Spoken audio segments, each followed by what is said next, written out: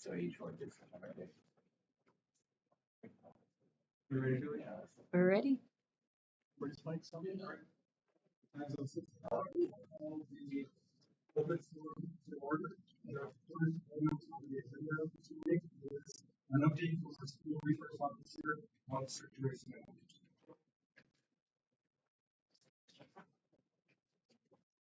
I got some stuff for you guys too. Don't worry. I'll tell you, don't worry.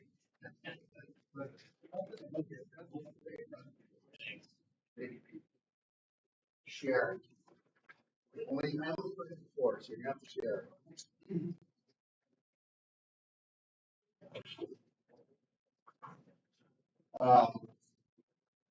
I'll just make through the calls for services that I respond to this whole year in September until the last day of school. And it breaks down by each building and it breaks it down kind of the type of call. It's pretty self-explanatory what we're seeing. As far as the labels, except for we're just miscellaneous, that would be from just small little things that really aren't related or more kind of procedural stuff that aren't criminal nature. So, the one thing that stood out to me, kind of the most frankly, I was trying this year, high school especially, I don't know, middle school so much, but it was one thing when I started in 2021 as a school resource officer, we saw that I was leaving programs in school, especially in our bathrooms, we're starting to see the trend the right way.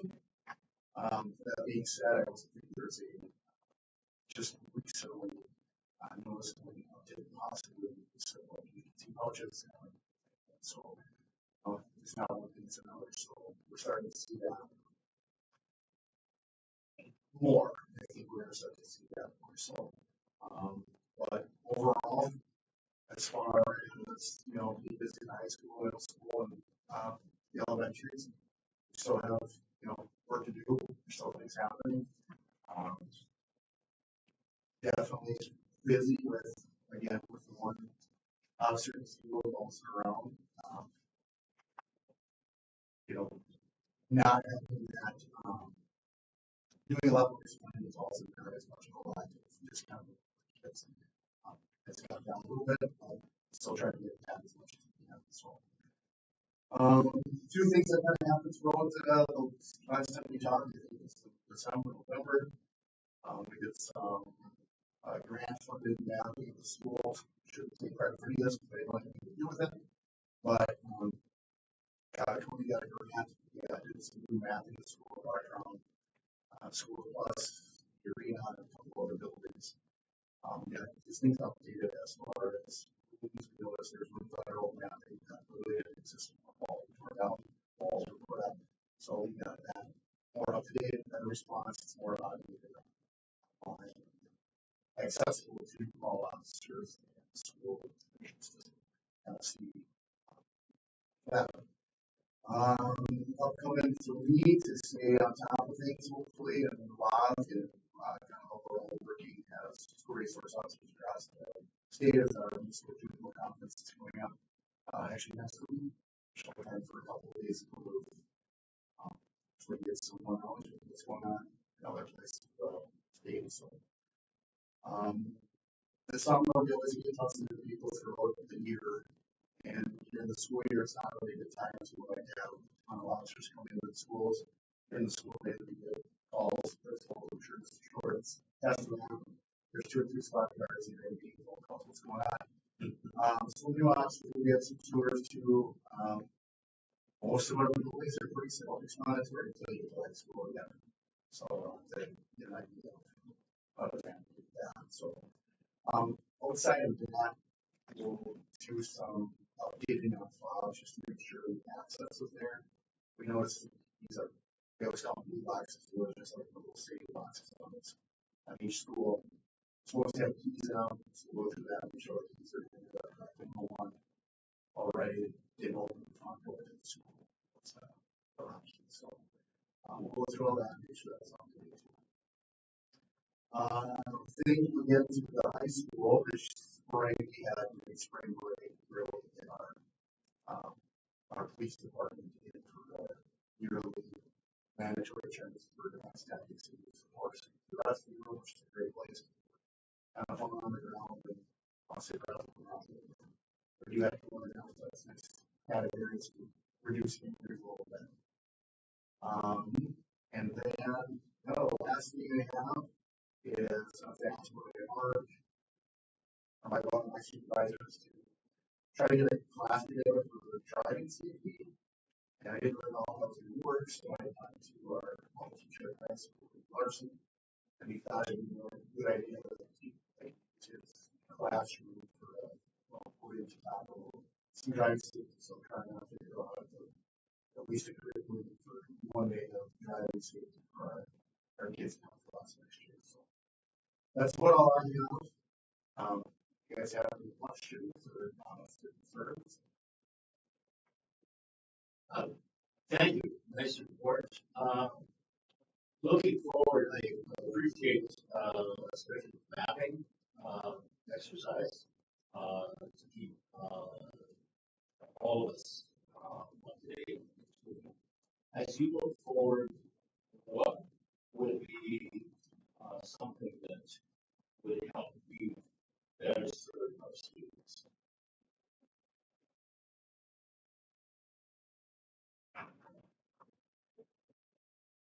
Craft collection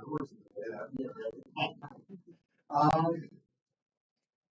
Not a whole lot, managing, it's always been such a good relationship. Every time I need something, whether it's technology or just in fact, just in middle school a couple of days ago. And I ran into a lot of, and then I said, my office, which I don't use the middle school very often, I told them, guys, I don't need this office space. And so I did lose the office there. Anyway, can I get a, just an internet connection somewhere to have it so I can have access to my computers and stuff. And that would have that together. So little things like that, or just, having those additions to school, seems like a work to really see that. So, at this time, I probably could think of stuff if I sat down and thought about it, but I don't have that. I thank you for your support. I guess I have one question. When I looked at the court center, one of the things outlined was a suicide concern, right? And it was at the elementary level, which kind of just surprised me a little bit. Is that something we see very often at the young age? I didn't notice it happening at another level there or any concern there. Yeah, we do see that. I would say that it's less in school, but people ask me, hey, what are you going to do this summer? You off this school? No. Literally, the day after school starts, I have some here. I see it more, we see that a lot.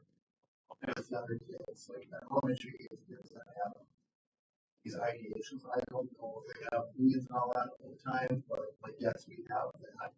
Is a concern from high school down to elementary school. So it's not completely new to that at all. And this was, I hope, reinforced with them. It is to see elementary or to be in that column. And some of the behavioral issues we have with elementary, it's severe. It's definitely mentally health related. We see that. Thank you. Any other questions? That was short. Sure, one thing I help. Would it be possible as you come next time to just be able to show the trend from if you do this one and then bring next year? Seemingly, I thought we had the trend of each year for our reports. And I should say too, these are just things that I document as far as what I feel like I'm enlightened of that leeway to document what I've done on everything that I do. In fact, I would say it's far less percentage is actually reported. And that's what we see here. Whether it be criminal or a major type of lot of small ones don't go, forward as far as like, this is sound system school. It's documented, it's documented. The chef, like this guy, when I saw this, I figured out, like, my gosh, last year's report to show comparison. Yes. Okay. She comes, I'll be here in the fall, early winter sometime. If I get invited back, of course. And I'll get a more of a, probably like a 3-year review, just to get now we do see a little bit of difference when we got from 1 to 2. I would say there's going to be a little trend less documentation, more of a time constraint.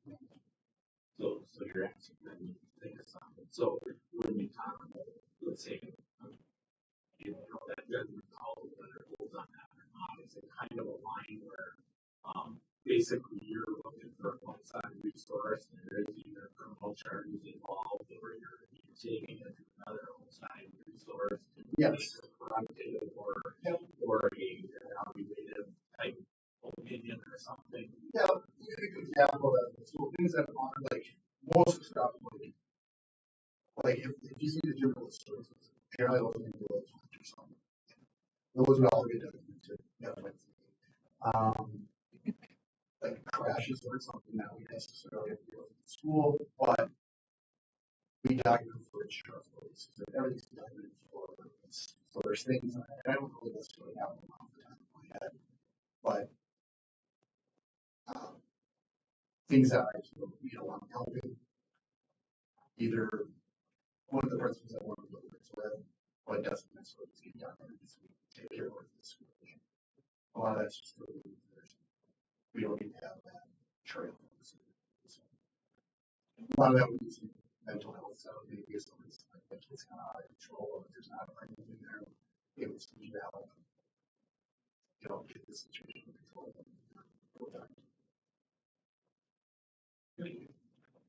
Thank you. All right.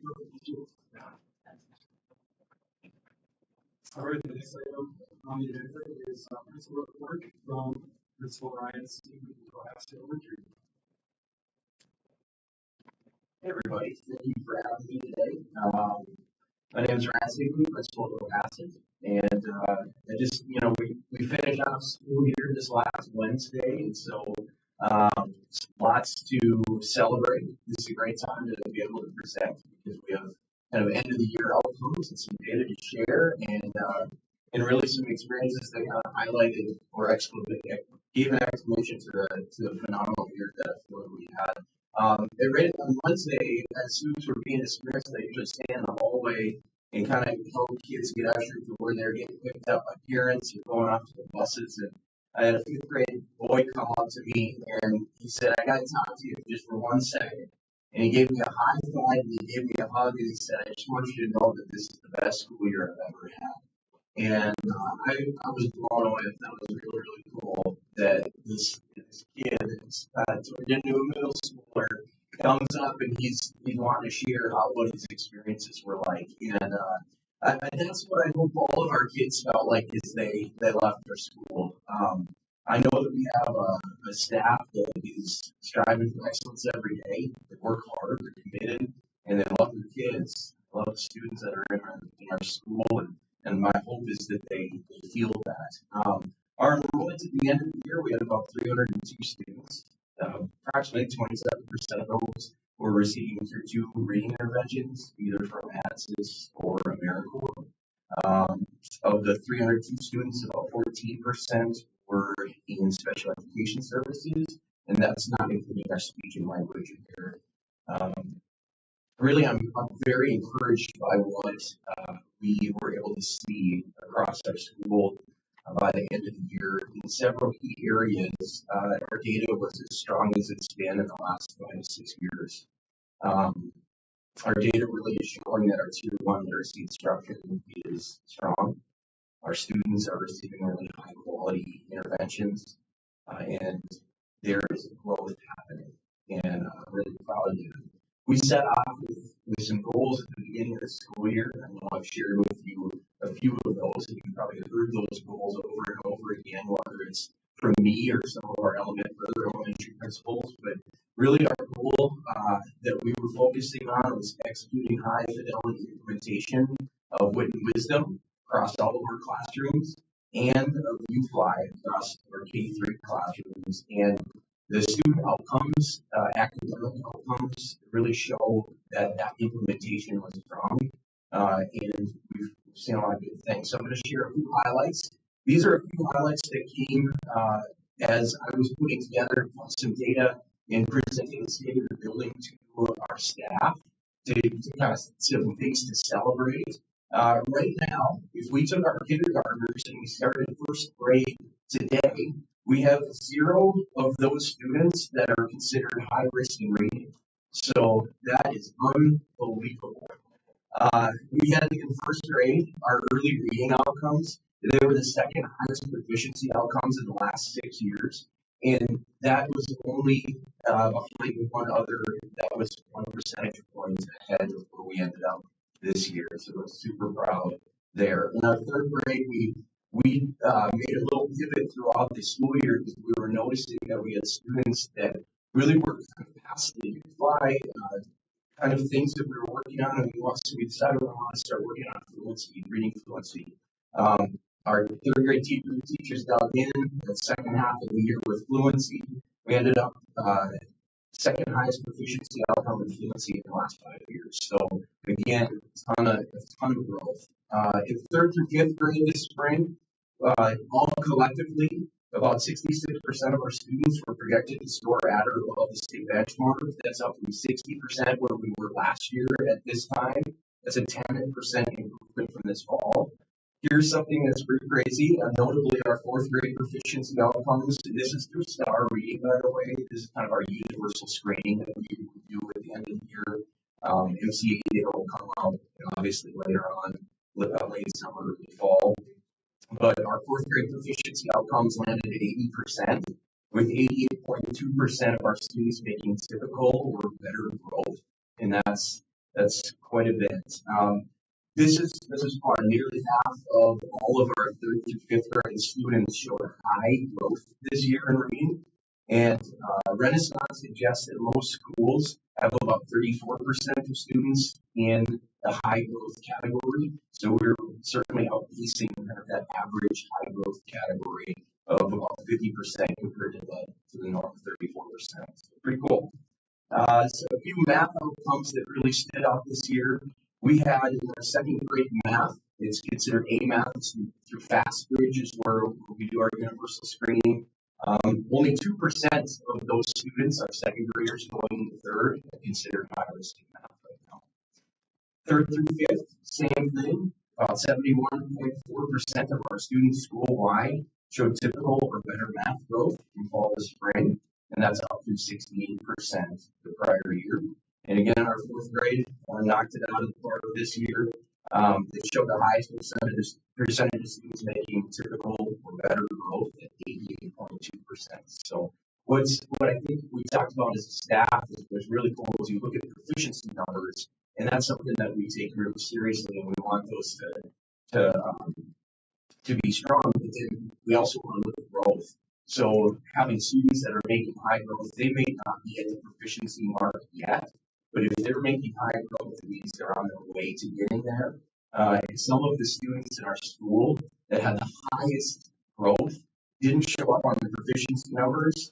So, however, their growth may have been the highest comparatively to their class or to their grades. So growth is a big deal, as well as those proficiency outcomes. Here's a couple others that I thought were pretty cool. We had a reduction in chronic absenteeism this year. The lowest rate of chronic absenteeism in the last 5 years at 2.19%. So very much supportive of our families getting their kids to school and consistently getting their kids to school. We're really proud of that. Dramatic increase in the number of students attending school 98% of the time or more.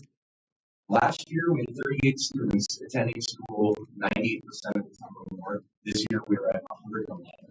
So incredible increase. And then lastly, we had a reduction in office discipline referrals over the last 5 years. Our trend has been going down, and that has to do with a lot of proactive approaches that are happening through our staff and through our office and also from our families.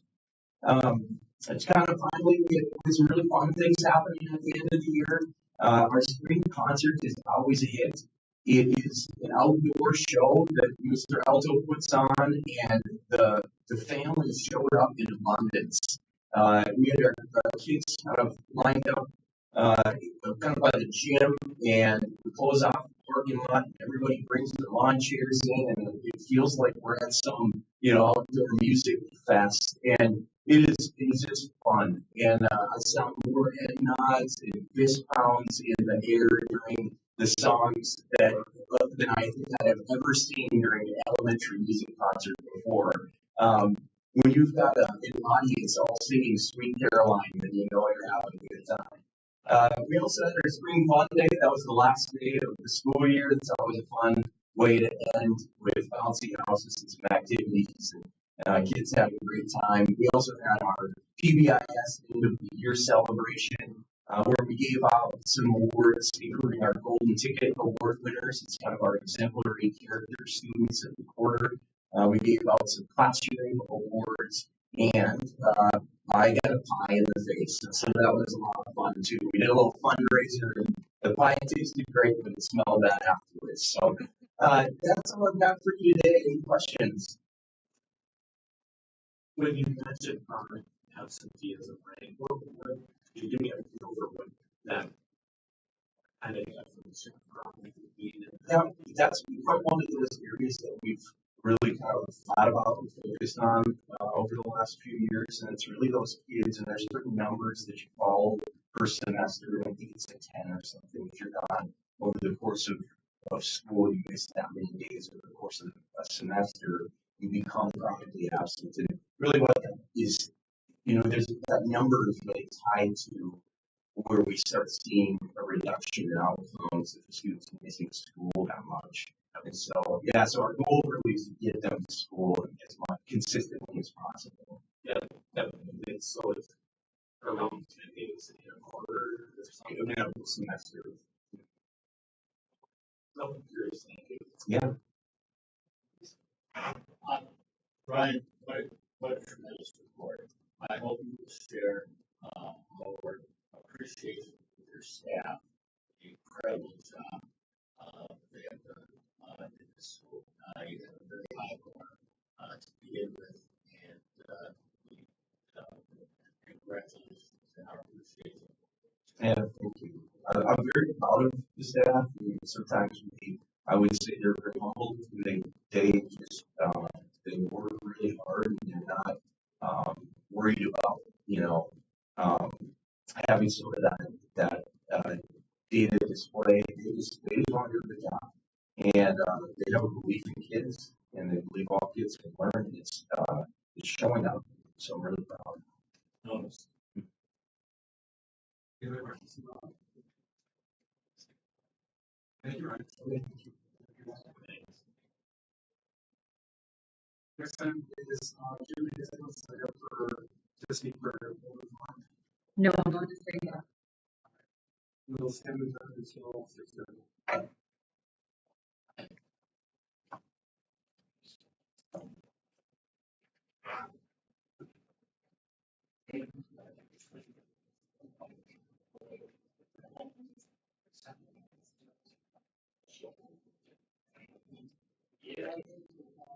Pretty much.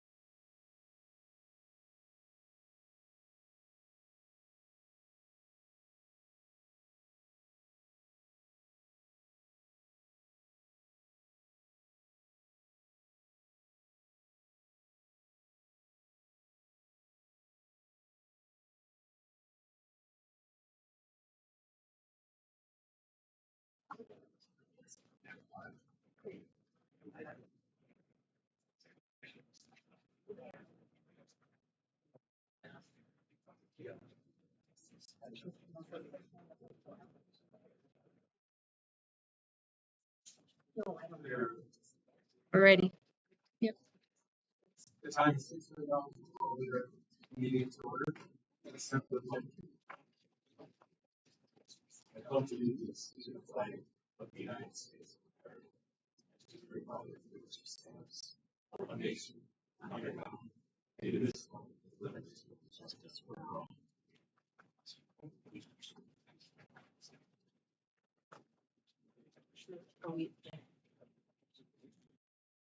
All right, thank you. The first order of business tonight was to approve the agenda.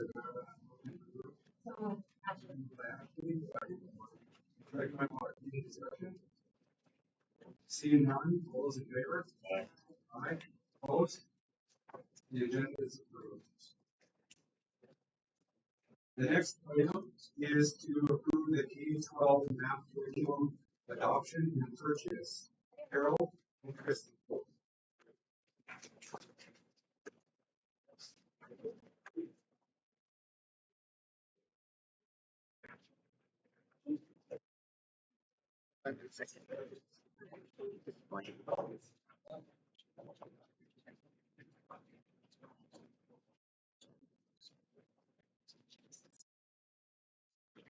Good evening, everyone.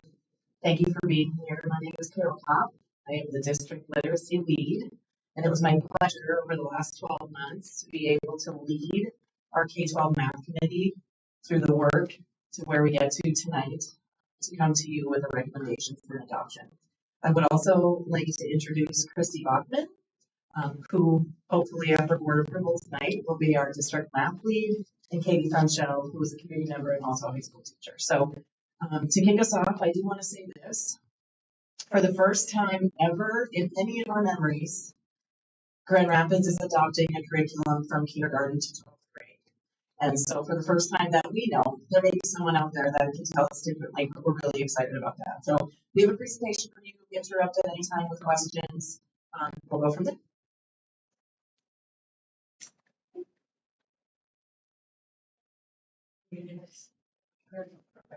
Okay, so we can't walk over here.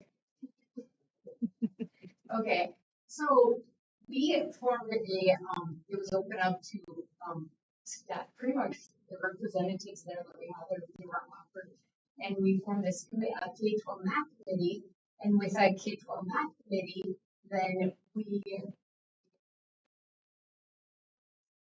So the first thing we did is we just basically in a meeting, we talked about how the fact that we really wanted this math vision statement, and we started things with that. And so that kind of was the driving force at first. Once we got through the mission statement, then we started speaking of the fact that we, okay.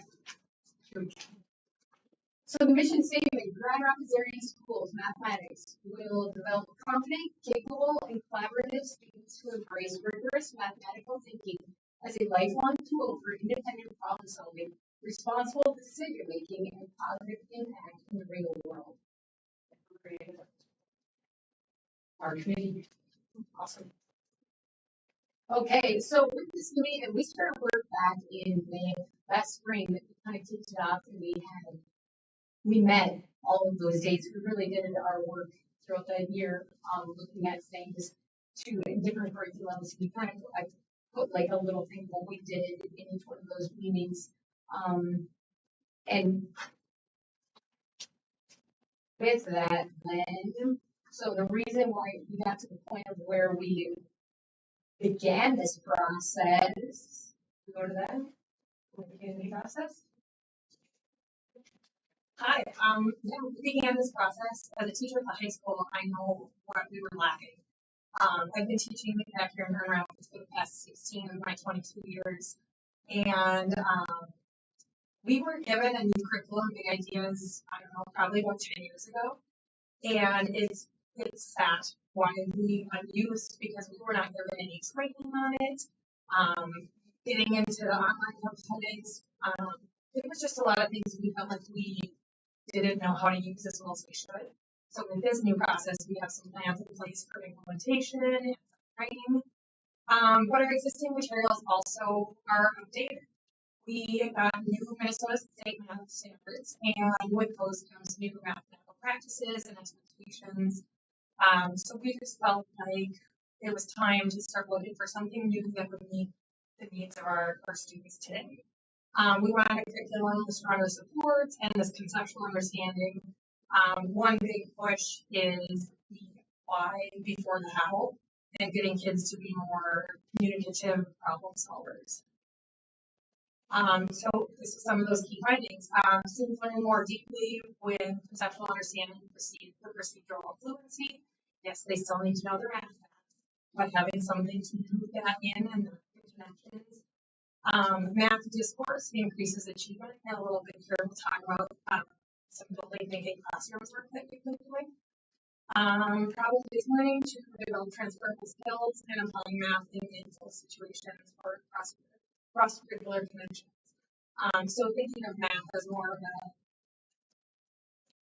a deep thinking puzzle versus just memorizing facts that are components that are just little individual standalones. Those were better for students. So when we were looking for new curriculum, those were some of the big things we were looking for. Okay, so we're looking at NCTM principles back in National Council of Teaching Mathematics. And so in reading those teaching practices that they had, people through them, it reminded me of when I was younger and I just was full of my tears memorizing math. I'm really lucky I was in era of big strong rules, and so you're welcome on the but I don't think the principle as well. I didn't realize much later that I was older. So just it kind of goes away from that rote memorization to these two standards, which is more conceptual understanding. And so within going through these NCTM principles, looking at the standards more so, and this is made that very bottom line where it says it is critical that the standards of mathematics practice that are embedded in easy mathematics instruction. So the math practices are those. So you have your MP1 all the way up to MP8, rather than your read them all. That's what they're looking for.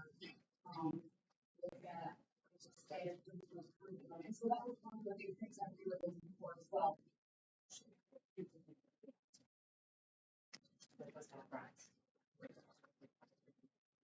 With the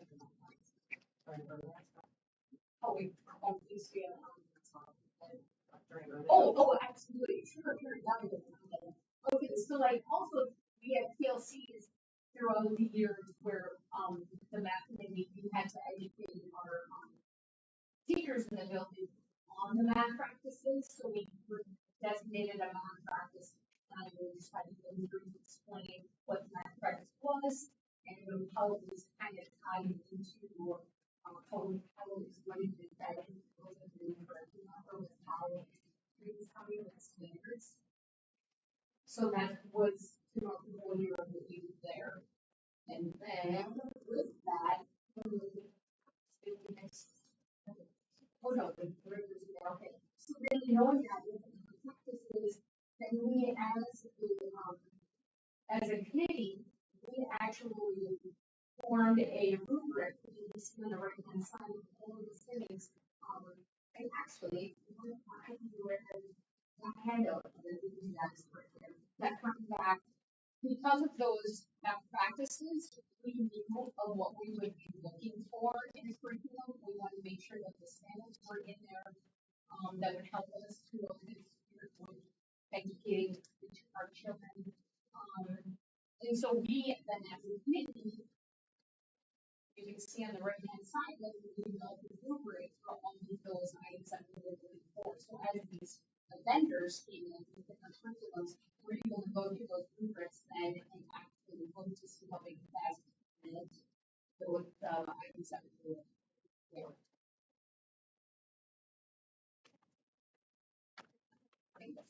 So one thing I want to add about the rubric was that was also created completely by the committee, and we broke into groups, and each group was kind of responsible for one section of the rubric for all the presentations, so they got really good at whatever those areas were. When we came to the final presentations, everybody had all aspects of that. We shared the rubrics with the vendors, so the vendors had them ahead of time, knowing what we were looking for. And then if we had questions after the presentations, then I emailed them and said, hey, we need some answers on X, Y, Z, or how this ties in, and what can you do? What can you do for us? And then on the left, you'll see all the things that we were looking for. Go ahead. Sorry. No, go ahead, Tom. So is what I kind of heard, you actually gave the vendors an opportunity to look at your evaluation and kind of, if they felt that you were missing the whole, you gave them a chance to come back and explain how theirs you Yep. missed something. Absolutely, we do. I don't know if we have that. Did we talk about where so we did start with 7 vendors and we narrowed down to 2. And we narrowed down because the committee got to a spot where they said we want a K-12 curriculum. We don't want just a K-5 and we don't just want a 6-12. So that threw some of them out. And then we did give this to the vendors. And then when we got to the end, when I talk about finances later, we had some good negotiating. My negotiating skills came in handy. Anyway, and so, yeah, but Tom, to answer your question, they had this, they knew exactly what we were looking for and that we wanted to see evidence of that. So with that, part of our adoption process and part of what the state of Minnesota says we should do is we should have a community stakeholder engagement in whatever we're adopting. And we haven't done that before. And so we did that with math. And so these are some pictures from our math night. We invited all students, families, etc. from the community. We had math stations. The co-op, the Northeast Service Co-op in Mount Iron, paid for all the materials for the stations. They helped us set it all up. And then the vendors had stations, and parents and families could ask questions and talk to the vendors. And I was shocked, Katie was there. I was shocked and surprised at how many families were asking the vendors questions and really asking questions about what math looked like, etc. Katie, do you have anything to add? Yeah, so that's me in the real in the center picture. We had vendors inside. We had 10 different stations.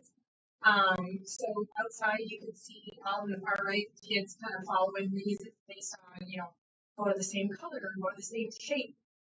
Mine had one, grouping the same amount of dots in each thing, and everything that the kids were doing, they're like, these are like games, these are like puzzles, and I'm like, how can we even do that? And there was a bounce house, and there was a food truck, but the amount of kids coming out and doing the math games and the math problem solving was pretty cool. I didn't even get to step inside all that fun. It was pretty busy outside. Yeah, my parents had great questions. They filled out feedback forms for our top 2 vendors. What were the 4 questions you have in there? Off the top of my head, I'm not sure, but did they feel like there was, rigor or interest? Feel like there was supports for families at home? And so parents were able to give us feedback on the top 2 as well. What was really nice is that the parent feedback, majority aligned with how the community was feeling, which I really enjoyed as well. So I feel like there was a clear winner. Teachers, administrators, community members. So, yeah. No, it was really, and some of you were able to stop by. It was good. I also weaved in literacy. So there were math books. There were books about math that they were able to get if they filled out that evaluation form. This is what some of the feedback that we got. So IM, which is the vendor, the curriculum that we are recommending tonight, but that was selected most overall from the community because it was easiest to understand, it was the best at supporting student learning, and strongest for helping families support at home. Question. Yeah, okay, I was like, where's that sound? Were they this corner or that corner? Oh, that back corner, purple. Got it. Mm-hmm. They were purple. Underneath that, both IM and Envision were our finalists. Many parents viewed them both as being engaging for students. If we had picked either, we would have made a good choice. So I feel confident in our 2 finalists, and I think Katie and Christy would say the same thing. What seemed to matter most to parents, and we were really listening to parents, is that family home support. So the explanations were clear. The homework resources that are going to come home were easy to understand, materials that seemed realistic to you though. Inclusivity, student thinking, and focusing on understanding. And then parent suggestions, having access to support, clear communication, differentiated support, supporting conceptual understanding, helping students explain their thinking, and then accessibility for a wide range of learners. So I was really proud of that, and then we got a lot of feedback from that. We also surveyed our teachers that were not on the math committee. So we had about 25 teachers. You saw that picture in the beginning. We had about 25 teachers, 25 staff members on the committee. We did send a survey out to every math teacher. We have 67 math teachers. I won't do it. We have 67 math teachers in the district. And so for the most part, most of the teachers were like, let's go, let's get this and let's go. There was some concern from some teachers that, you know, we just adopted a new language arts program. We adopted science 4 years ago. Now here we go, we have one more thing, but we couldn't continue to kick this down the road. Specific timeline, they just had questions for how that was going to happen, teacher autonomy, and then piloting and decision making. And Katie and Christy can talk about how we did all of that. Any questions about any of those things? Okay. So most of you know that I'm the literacy person in the district, so dealing with numbers, I've become more of a number person in this role than I ever wanted to be. And I do want you to know that it was a lot of data was collected, and I'm happy to share all of this with you. This is our final dashboard. So what happened was those rubrics that you saw earlier were put into a spreadsheet, not by me, and a number was created. And so with that, we had our forerunners or front runners as we went along. The nicest day in the spring, April, whatever day it was, the whole math committee was outside on the grass, finalizing our choices to the top two, and just about all of them were there. And so from there, if you look at the column that says hexagon %, we worked that night on researching ed reports. We researched that night what districts are using this curriculum. We researched what the MCA data looked like in schools that are using this curriculum. We dug and dug and dug and dug. And you'll see Envision was at an 87 and IM Math was at an 89. And again, I'm happy to share all the data, what the specifics were with that with you. And then the rubric % was from their final presentation on May 13th, I think. And so what you can see there is IM Math was at 96.3 based on the rubric, and Envision was at a 71.3. So following that across, you can see the recommendation was to adopt IM. We could have adopted Envision with conditions, and you'll see even further IM Math, high quality, strong fit. And this all comes from our help from the Northeast Service Co-op. So this was all of our help from our regional math leaders. Questions on the numbers? Okay. Okay. So this slide shows the why Western mathematics. It shows the Western mathematics because it rather be it aligns closely to new standards. It made everything we looked at, so definitely would create confident problem solvers. It had clear design, that was appealing to look at. We loved the support that it offered. It was research based, and was just pointed out by Carol. It gave the line for the how it was K-12 comprehensive, and that was reached as well. First time ever in Montessori schools. What was great about this, what I appreciated was, even if you were in a grade level, you would be able to look at a grade level below you. So if you were trying to teach fourth grade and you were lacking in something, a skill in second grade, you could access any of those grade levels where it made it easily accessible. You didn't have to hunt anybody down to find what you're looking for. And the fact that it was being worked by family and community members that we had, it just kind of went with aligned with what we were proposing as well.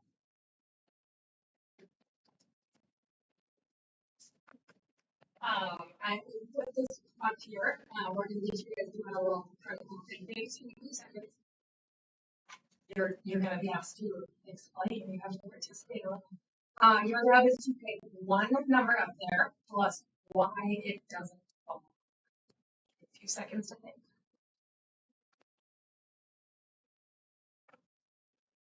All right, who's our first brave?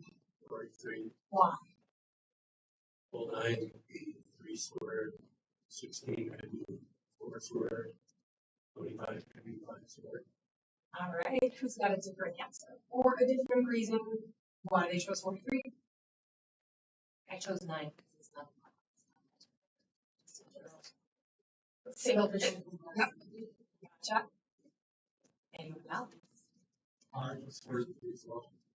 Because 9 6 is 35. Oh, interesting. Is this going to be some sort of psychological?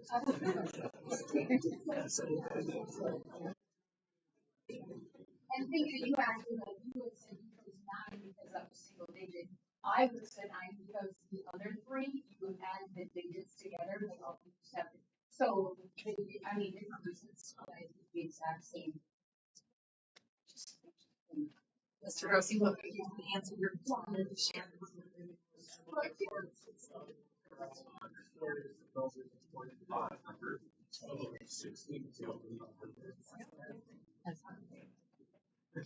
Anybody have a good rationale for 25? If you're a room full of students and I gave you a lot, do you think you could come up with this? Do you think they would? So between our new curriculum, I have both new curriculum, and the work that the high school has been tackling for the past 3 years with Peter Lozell's Thinking Classrooms. Things like this would be part of the student experience to get kids thinking about math in different ways, multiple right answers, multiple reasons for the same right answer. Things that get kids communicating. So we know that as kids are going into the workforce or moving on in life, being a communicator about anything is really important. So getting kids feeling comfortable sharing their ideas, collaborating with classmates. And when you start with something like this, where there's so many right answers, kids begin to feel comfortable, they begin to feel good working in groups and, tackling the more content specific, more challenging things. So this was just something I wanted to share with you. So with building Thinking Classrooms that we've been, we feel like that aligns really well with our proposed IM. The increase in mathematical reasoning, stronger problem solving skills, student engagement, improved alignment, and consistent expectations K-12 would be our expected outcomes for students. We really feel like this proposed new curriculum was a good fit for what we needed and we have high hopes for where students want to come out of this. Okay.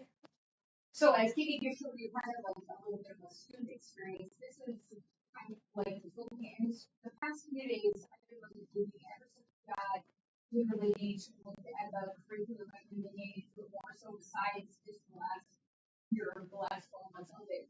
But just in going through that, how it just seems like it's teacher friendly. It seems like it's going to define things like I've just been making sure that the grad standards are aligning with when they stay there because a lot of them also come for their Minnesota math standards that's different. And so that was one thing we looked at as well. Yeah. So these next 3 slides talk about the district's adoption process, and this was revised a couple of years ago, and it really models what MDE wants us to do. So again, with the help of the co-op, I don't know where we'd be without all their help. They created this for us, so this is now clickable, and so this just is a screenshot. I can share this with you too, so you can see where we're at in the process. We're never going to be done. So we're always going to come back. You can see in this first one, you can see all the steps that are complete. So select the curriculum should have been clicked to complete. You'll see in the middle, all those are in progress. Those are just going to keep going every year. We're going to continue going back to standards. We're going to continue to go back and talk about our common understanding. That's never going away. So that will never be marked complete. And then installation is where we are now. And so I should have clicked identify order materials. but we're waiting for board approval. So hopefully tomorrow that can happen. Planning for material distribution, the budget. We've been working with Alex and Casey on that. Scope and sequence pacing guides. Christy's already been digging into that. Teacher expectations the committee will work on that in July based on we're following what we did with the language arts adoption in K-8. It'll be clearly laid out and so on. I do have a slide in a little bit talking about professional development. And then initial implementation, obviously, distributing those materials, communicating all of the things. So there's work. There's a lot of work going on. So professional learning, one of the concerns was this feels late because we made the decision on May 27th with just a week left of school, but we had already had a year's worth of work, so we knew what was going on behind the scenes. So on July 21st, we have a training for all school and district leaders for 3 hours to learn about what IM is. We have trainers coming in for that. And then the teachers have a training on July 28th. It's a full day, and it's broken up into grade math. So K2, 3, 5, and then 6, 12. If teachers can't make that, their training then will be August 26th during our workshop week. The teachers that do come in the summer do get paid for their time for coming in. And then as you know, we switched from the early outs to the PD days next year. And so during those days, they will have trainings as well. So in September, they're going to work on elevating instruction. December, the strategic unit planning. February, surfacing that student thinking that Katie was talking about. And then in April, they'll kind of have a menu of options to pick from based on what they need. And then we'll continue also working with the co-op on trainings, etc. So they aren't just getting the materials and then we're just saying good luck. We're with them every step of the way, which is why we needed Christy as an athlete.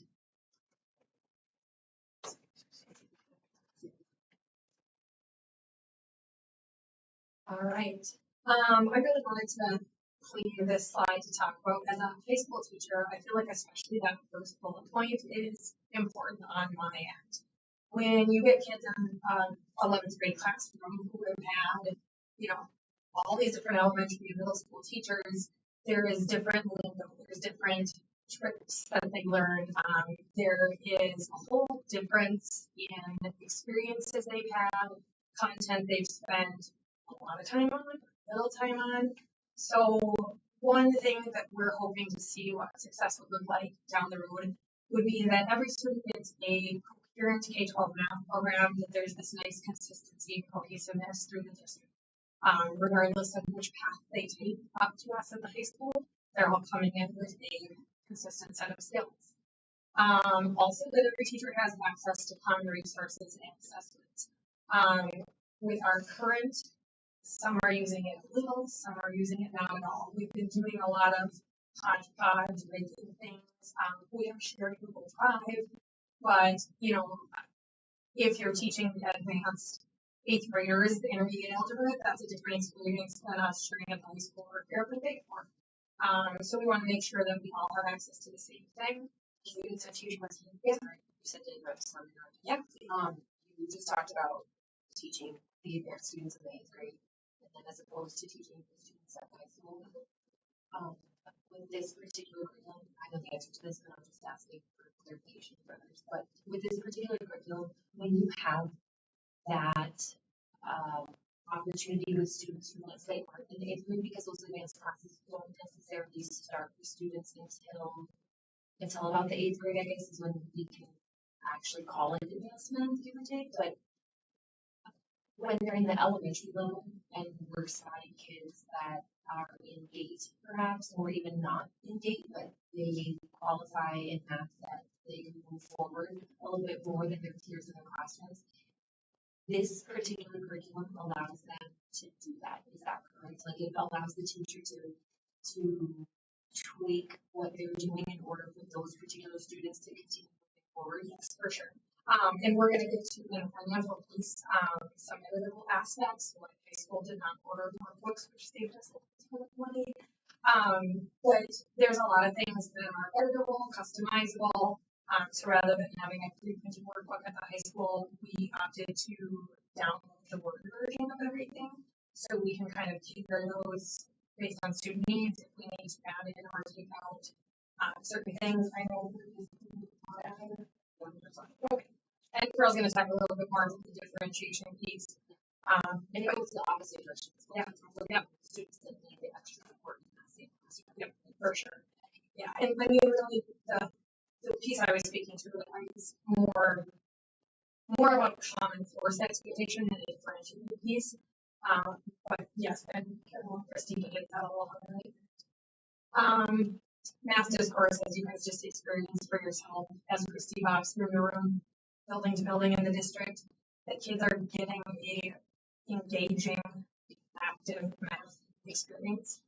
And yeah, we're just continuing to line across the district. So that's part of our as we move forward, instead of which textbook are we buying because it's done and to and go, what kind of math experience do we want for our students, and making sure that we're seeing math across the board.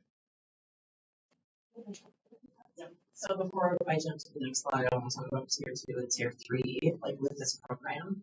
So for our students who are receiving interventions, so this program has a math program that goes alongside it. So also for the first time ever, our intervention program materials are going to marry what's happening in the core class. Not only that, also for the first time, per our new administrator for the ALC and RDC, what we're purchasing for everyone else, we're purchasing for the ALC and for the RDC. So they're also going to have access.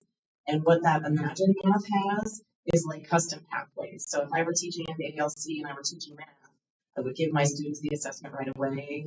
And Melissa might have a pathway, David might have another pathway, which serves what's happening at the ALC. So did that answer your question, Ashley? Yes. So thank you. Okay, financial impact. Again, I've become more of a bean counter than I ever wanted to in my life. I know my husband's watching from Wisconsin, so this purchase will include all the teacher editions, the student workbooks through 8th grade. I'll talk about why it's not 9-12 in a minute. Center kits for K-5. So I don't know how much you know about K-5 classrooms, but they have a lot of centers, and a lot of times the teachers are copying, laminating, cutting, doing all of that themselves. This comes with it already done. When they go to their training, they'll have their box of stuff. We want to make sure this is good. We also want to make sure teachers aren't here till 10 o'clock at night cutting up their stuff for class the next day. It also comes with manipulatives, so chips and counters and things like that. And we made the decision that we are getting those for everyone to make sure we have equity across the district. If you've taught here for a lot of years, you might have all the things you need. If you're a brand new teacher, you might not. And so we're starting over to make sure that everybody has what they need.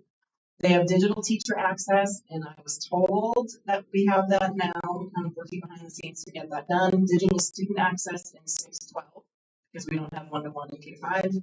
And then professional development over the lifespan of the 6-year adoption. So on the right, I want you to know that we came in significantly under budget. And so I was trying to negotiate a deal because, in the construction world, you do that. Like apparently that doesn't work quickly. So we did come in significantly under budget, which helped the district because, we got some not so great news from the state recently. So I was proud of that. And I kind of learned the art of negotiating between the two vendors, and we knew which one we wanted to go with, and I was still kind of bantering back and forth, so it was good.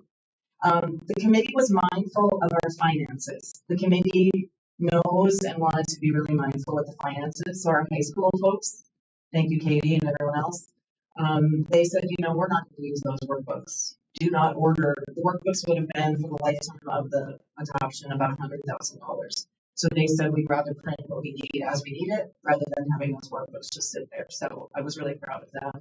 And again, just kind of some tough negotiating sessions with the vendor after. So kind of went through every penny of everything that we were going to do. So, and made sure that we were paying for what we actually needed. When we're talking about center kits and all the work that elementary teachers might put in, I will give a little plug to the high school teachers and what we've already done with the new standards out. There's a huge emphasis on data scientists, and while we don't need to be teaching that for our next graders yet because they can be grandfathered out, we thought, hey, this is a great chance to dig into this new curriculum, try it in action, and see what it has.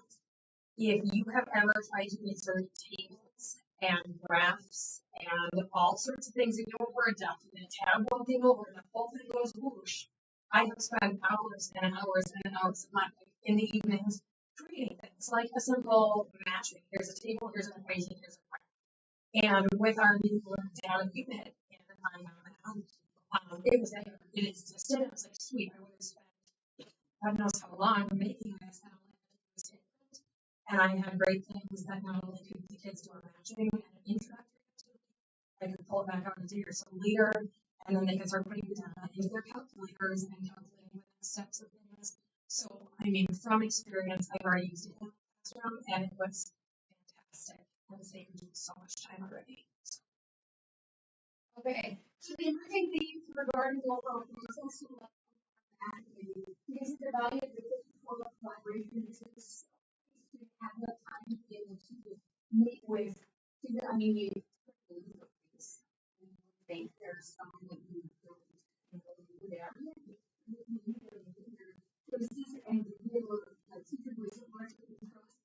It was even, I mean, everybody realized their feelings, their, you know, it was just, that it was just like, it was really, there's confidence because of growth. I think all of them from that, we took away from that, a lot of the things, in the culture, from that time as well, and I'm sure everyone will be agreeing. Time and thoroughness, it was down to, you know, creative, wisdom to the schedule and the time. So we go to meetings like, it was very effective that we did there. And just the, happy to know that there's continuing collaboration after this project. I mean, it's time to see the when we said, I mean, we're going to like, that's not we do what we have now. So that's nice to know that that is going to be continuous. And so looking at the, just take your time to take a moment to look at some of those over the reflections of the process. These are from some comments from the people on the K-12 MAC committee that put up there. So just read it.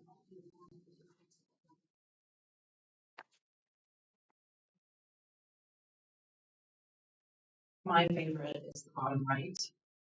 One of the most validating parts of the process was knowing our opinions genuinely mattered.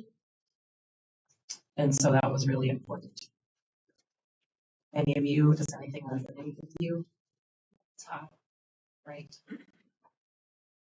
Difficult conversations. We did have some difficult conversations. Mm-hmm.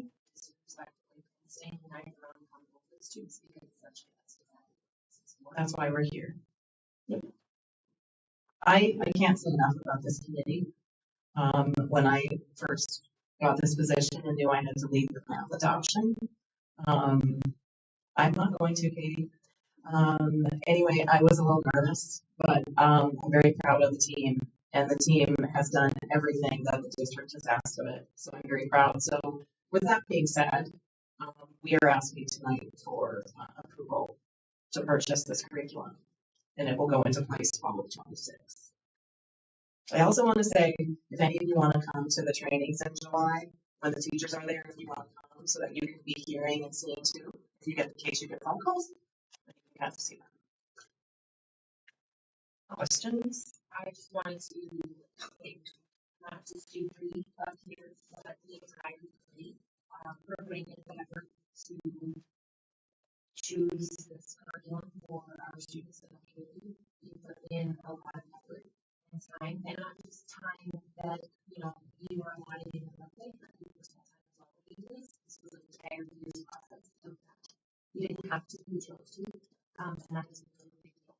And I really appreciate you guys having that passion for our students, and it doesn't go. So, thank you.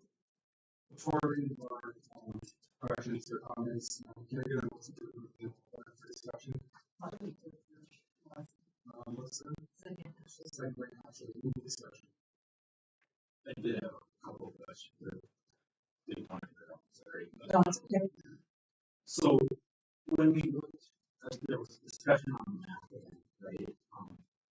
Looked like a lot of younger students that didn't really engage any high school students in any of these, or did we find any parental involvement there at older ages, or was that focused purely on that in intent, or I guess? No, it was every family, every student was invited.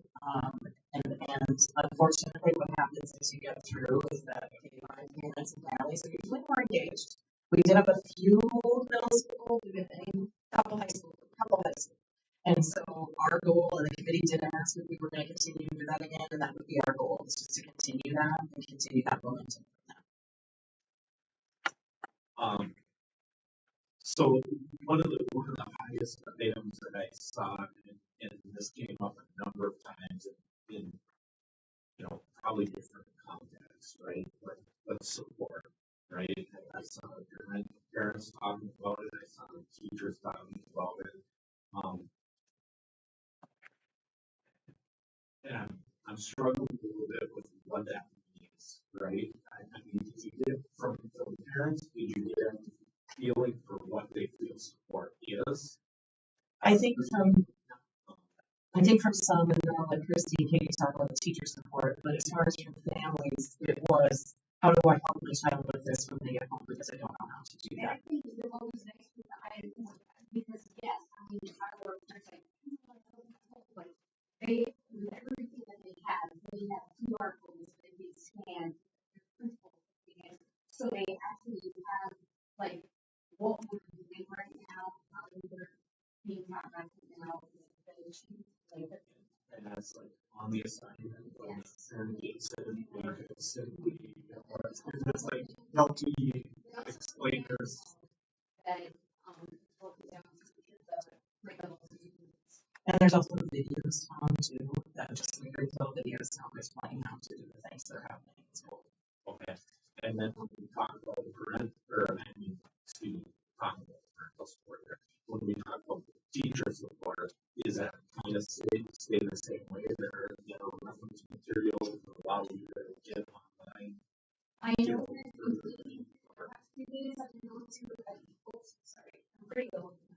okay. I've been going to just start at school and working my way and going through all of them. Just basically every unit, every lesson, making sure that things are the standards align and just seeing for it that it has to operate what it's going to look like when you go through. And the thing that with the teachers is also about the same thing with QR codes. It has, I mean, in the thing that, and I mean, hopefully that's what my job will do. If there is something where they are, I will help them find that.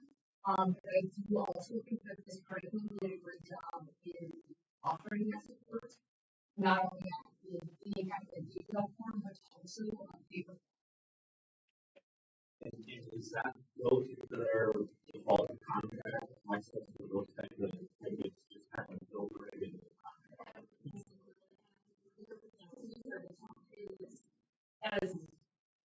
It's as easy as now if they want we give kids this here are questions with some sample answers. You might hear all and it gives your kids a thing this whole time about math. So they can let them do the conflict and it's very good. So for the teachers who are maybe a little more coaching, something new, it kind of gives you a little bit of enough to boost the right direction. The pacing guides that we need to use to ensure everybody's covering what they need to be covering. There is ish flexibility to use in our pacing guide, something like that. So if you need to spend a little more time on something, if you need to go back, of course, there's no place in our past days and things that are not going to come up. But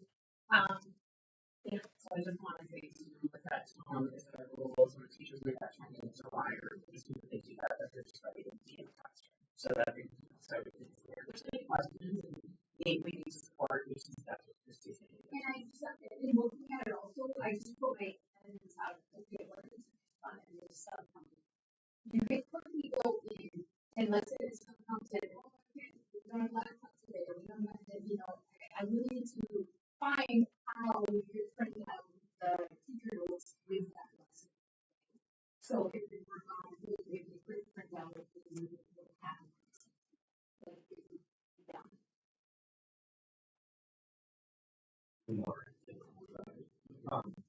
So,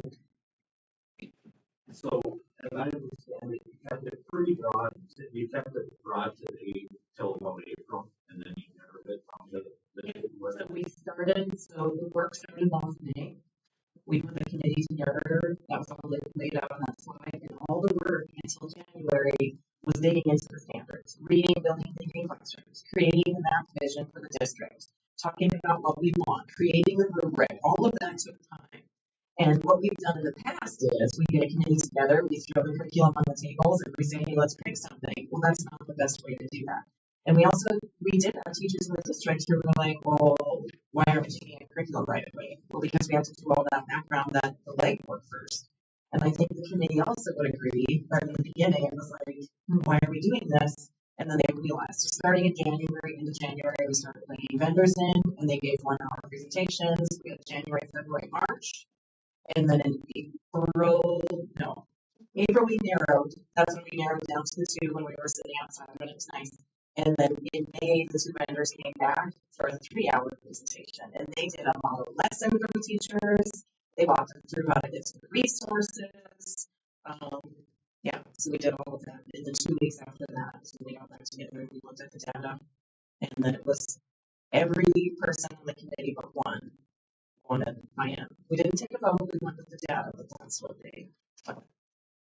And then, as a final one, I guess, when we looked at a contract, I think I saw 6 years for a portion of it. Is it, what kind of term is it? 6 years? It's 6-year term. It's a 6-year term. And was that, did you request that? Or is I requested it because that's what we did with our literacy adoption. And so to keep that in line with that, as you know, like things have been, we're trying to get everything kind of in line. Okay, I just wanted to understand. And so both vendors were presented with that same term. Let's say things go south, right? The first year you do this, and it's like, man, they did all kinds of commitments, they didn't follow through on any of it, right? I haven't seen the contract at all, right? Do we have an exit strategy, or do we have, and I'm not one of these regular contracts, but any, we plan for the best, right? Or, we try to do everything as best we can. Right. Won't happen. Yeah. What do we, how does it work? Well, the majority of the cost of the curriculum is on materials. Yeah. And those are the things that our staff spend a lot of time investigating. So I'm not worried about, the content that we're going to get. I think the purposefulness of the process, starting with the standards, review is really, really important. Understanding what the National Council of Teachers and Mathematics principles state, and finding materials that line up with all those things that we know work. The place where I think the proof is in the pudding is, the PDE that we're going to get. It's not in the materials that we're running. So I'm less concerned about that. With that said, I do think it's interesting and also going to add value that this is the same company that we're using for our so they have a lot invested in us too. We have a lot invested in them, but we also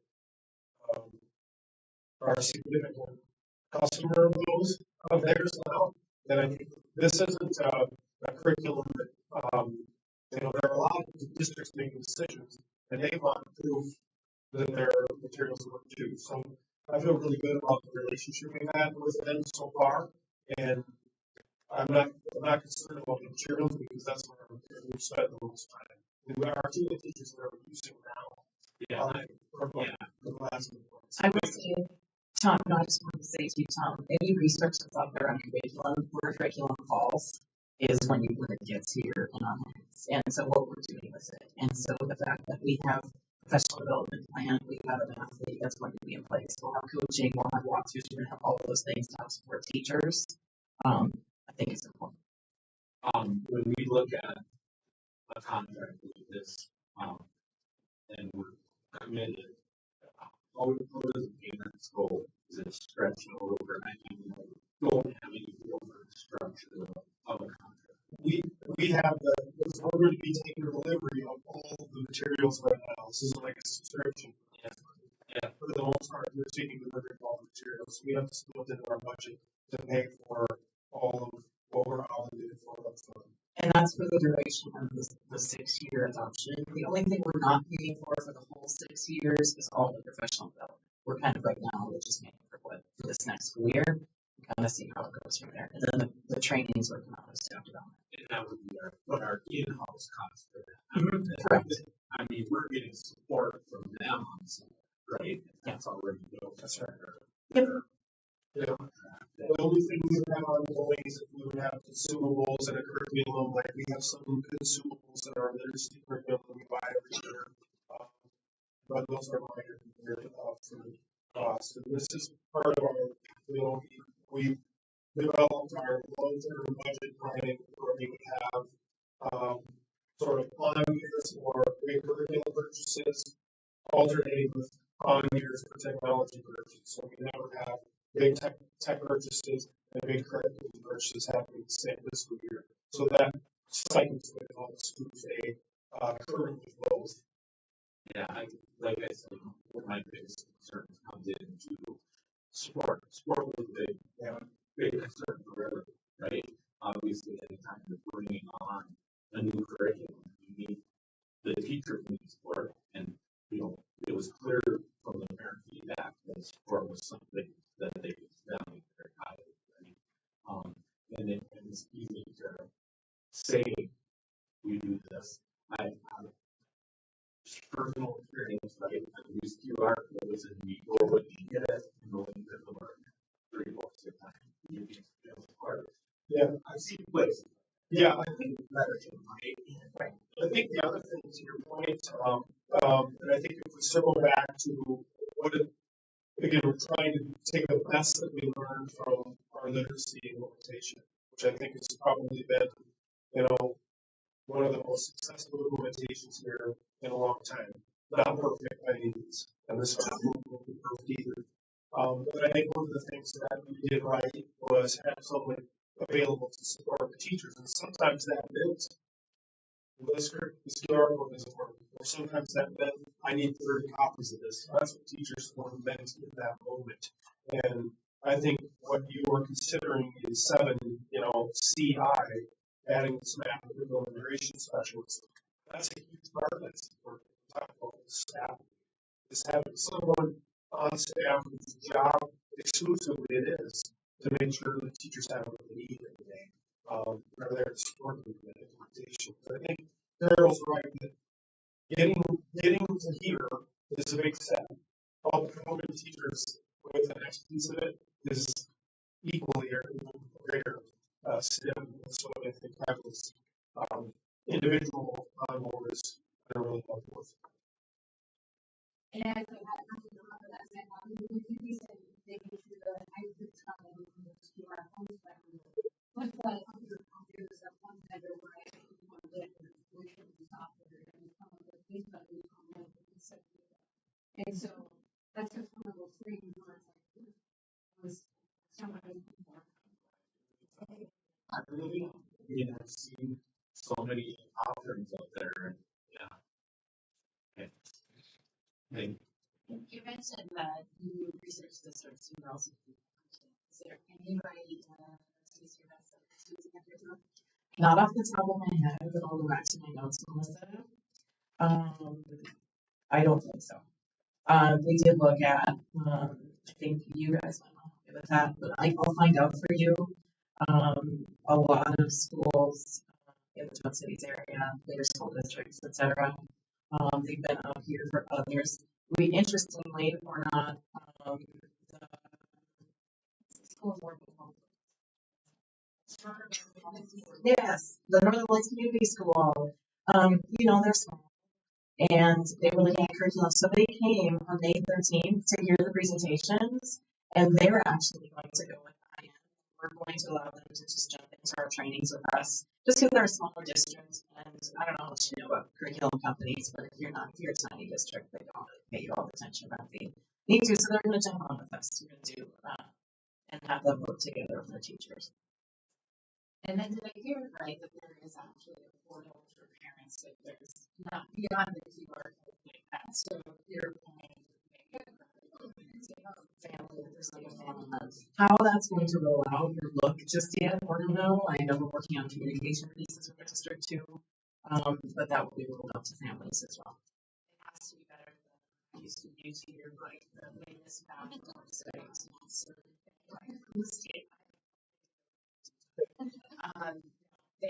Thank you for all of it. We love the fact that sometimes we have to know right answers, and that just brings me more joy. And my husband's probably getting concerned if he's watching. But I love that he's no right answer. But I also just love the mindfulness elements of this, going and reading it, and then the execution of it, and I think talking about implementation and how that goes across the district is super important.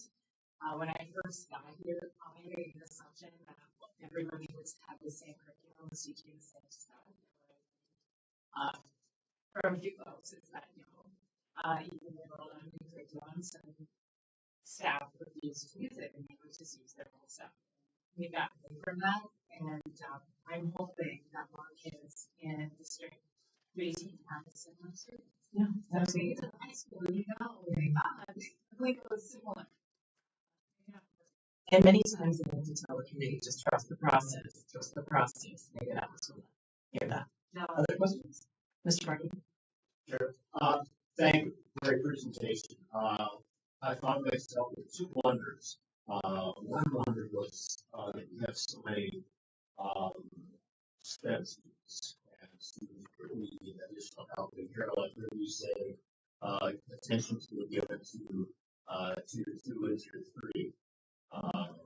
Which in my mind means that will suit those people that are in expected help.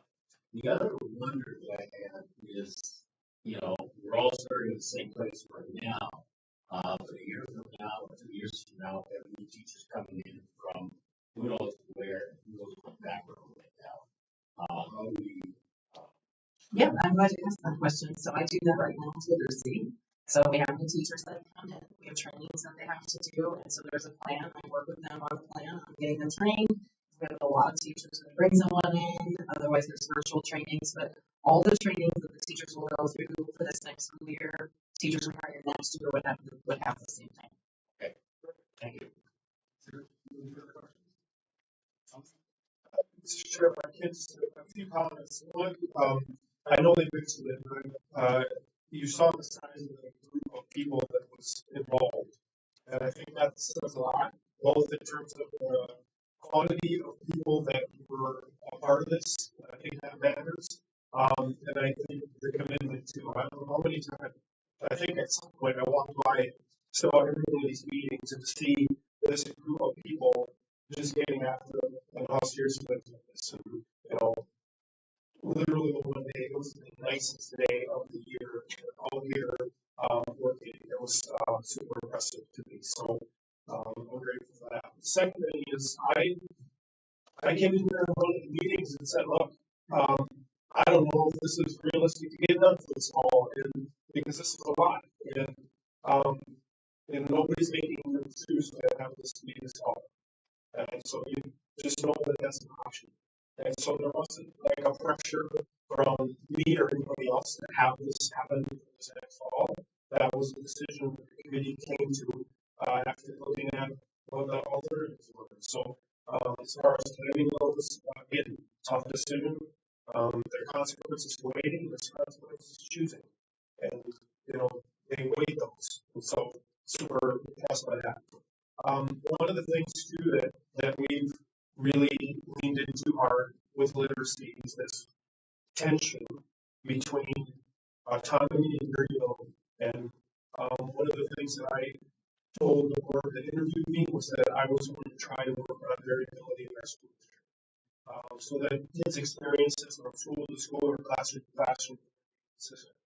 And sometimes that means that autonomy dynamic changes, and that can be difficult, and especially when we're rolling out a new curriculum. We have to roll things out tight, And we learned what the problem is, if there's a problem. We learned some things this year about our literacy implementation that inform our pacing guides for this one. Like, well, we need some more time on this. But if we're not doing those things the same, or there's some reasonableness of the same, we don't know if the problem is what we're using or not using. And so that's all part of the next process too, when we talk about assimilation and implementation and using it, is learning what will work with this curriculum here. And part of our job on the administrative side and the principal side is the walkthroughs that we talked about. And so just like with our literacy curriculum, we have walkthroughs that our principals are doing, looking for particular teacher actions. They're going to be looking for particular teacher actions with math too, not from a punitive accountability standpoint, but like, okay, how is this working? What do we need to do to support? How do we make sure that there's fidelity here and all that? So that's a big part of this too, is making sure that this stays on track. So one question that came to mind is when we implemented with wisdom and things, my understanding was that during that period, the state actually stepped in and said there's two curriculums, and this is it. We're very fortunate that this fit on those two, right? And I think, are they in the process statewide of reviewing math curriculums? Is there a risk right now of, a section from now? I can speak right now, no, there's not. And so with literacy, the state narrowed it down to two. And so we picked Wood Wisdom, which was one of the two. That didn't mean we had to pick it, and that we could only use that state money for that. And so for math, no, there isn't anything like that. It would have made our job a lot easier if they had said, here's these two. In fact, some of our K-5 teachers said, man, literacy was a lot easier because all you had was two to look at. Honestly, I'm glad you took it. You're going to be teaching, right? I don't want someone telling me how to teach. I'm glad it was realistic, and I'm just more worried about the state coming back and saying, guess what, that money we were thinking about coming is gone. We just wasted that. What's exciting about this is that this will come and be implemented a full year before the new standards will be on the MCA test. So not this spring of 27, but spring of 28, the MCA test will be over all these new standards. So we will have had a jump on others, or we will have had the curriculum for a full year. Okay, thank you. Sorry. Any further discussion or comments? I have two. The first one was, does the company have any sort of data regarding test scores or changes around education? So we have 67 teachers that are about to go through kind of change in the whole world. None of them are experts today. We hope that the experts in the next years. Is there any data in the company that shows what it takes to get our kids from where they're standing to, this is better? I will reach out to them, Dave, but I will say that the company is probably going to say that's where their professional development is, like all of the things that they will have us do along the way is implementation science. The other thing I want to tell you that didn't happen with language arts, which was weird, is generally there's always a dip in implementation science because you're just learning it. We didn't see it with language arts though, but I will check on that for you. The rest of you can was all along to curriculums to really last. So I heard you guys talking about we're excited about universe and this, and then when we get to be a senior, they've been in this whole world for 12 years or 13 years, but not for 6 years. And will we use it in this 10 years? I don't have an answer for you. Again, if you pay attention to MDE, like NDE, like we just kind of follow what they have as far as the standards. Generally, the standards are on a 10-year cycle. So these standards were new as of 2022. So we will have new math standards in 2032, depending on how much they change. It may not impact our materials that much. I know as a secondary teacher by trade, we in this district have really not put a lot of money, effort, etc., into materials in secondary. So I don't have an answer. Sorry. No, it's fine. I just want to say thank you to the entire team. It was an incredible process you went through, and I think the circuit of people so forth. Thank you. Any further discussion? Hearing none, all those in favor of adoption say aye. Aye. Aye. Opposed? The curriculum is adopted. Congratulations. All right. The next item on the agenda is talking about the money holders conference. I may as well just say up here. Now that math wasn't exciting, because it is super exciting, but I am very excited to be able to share this next part with you. And I know the math part might be long, so kids, I'm sorry. It's nice outside and they're in here. I want to share with you that on May 26th, we took 110 4th through 8th graders to Bethel University. I'll get to this in a minute, but we have some of them here. Thank you to them and their parents. We have some of them here. They're going to talk to you. I didn't force them, but they do want somebody to get through my part and let you hear from them. But we took them to Bethel. It was an early morning. It was the day after Memorial Day, and we were up and riding the bus at 5:30 a.m. From the middle school. And so that's commitment to be able to do that. But we went to Bethel. School was out down there, so there were college kids on the campus. They were navigating the campus, which I was very excited about. Here they are. So 4th through 8th graders from Rapids area schools. Thank you to our chaperones. Mr. Locken is here. Ms. Saxton is here.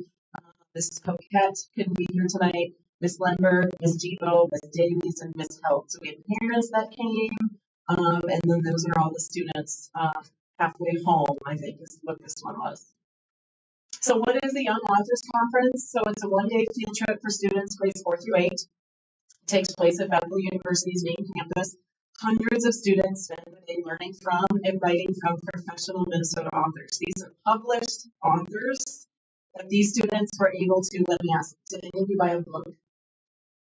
So they bought some books right from the authors that were there. And then they learned new strategies, ideas, and skills to become stronger writers. I did hear from Polly Olson, who's a 4th grade teacher in East, and she said she went to this when she was younger.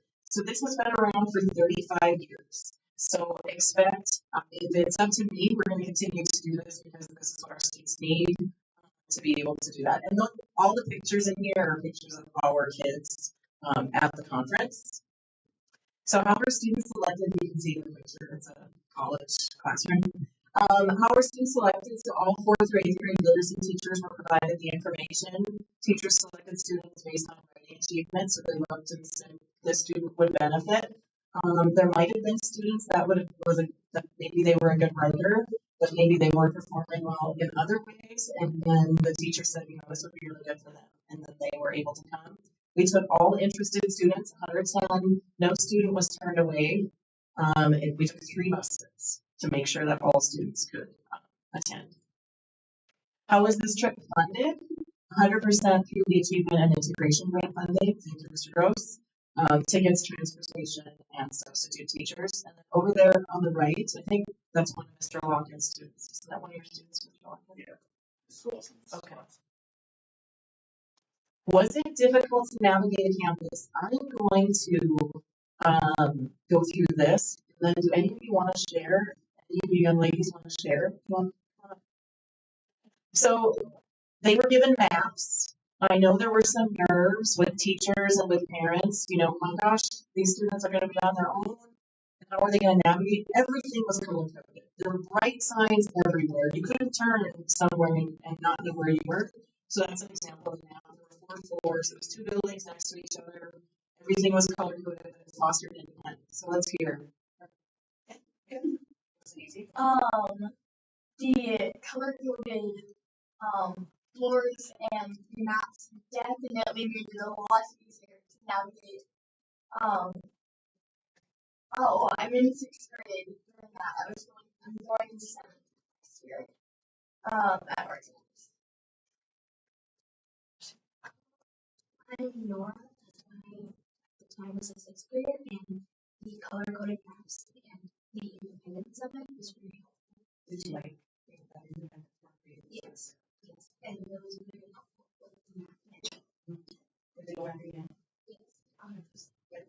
be up here to talk to you. That independence piece is huge. Fostering some of that independence and letting them do things on their own. I think Mr. Locken, didn't you say by the end of the day your students were shooing you away? They were like, we've got this. At first, they all wanted help getting everywhere, and then at the end, I'm like, do you need help? No, no. Yeah, you can go now. So how does this align to the Minnesota standards? Again, part of my job is making sure we're doing this, and so this activity, those are all the literacy standards that this hit. So it hit all of our writing standards, all of our speaking, listening standards, 2 reading standards really hard.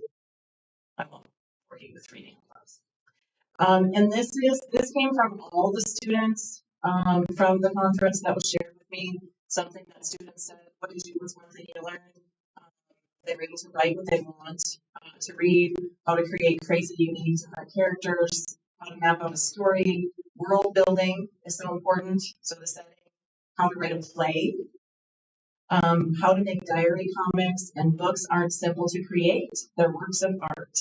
So again, this day gave me lots of joy, and I did tell Mr. Gross, it's hard not to be in front of students every day when you see them doing this. So I'm going to get to their stories. I do want you to see this picture in the upper left. Of course, I gave them homework when we left. I said, you need to say, what did you enjoy about it? What did you like? There they were writing, and they did their thing. And then on the bottom right, and maybe they'll talk about it, but there was a DJ at lunch. And so they were dancing, and it was a beautiful day, and so it was kind of that. So now for student stories. So these were from some of our students. So I like the bus ride. Everyone was welcoming. People made it as easy as possible to find our classes. Teachers care about us, and friends and teachers listening. So those are all great. Those are all good things. Those are all bucket fillers. So with that, Anna.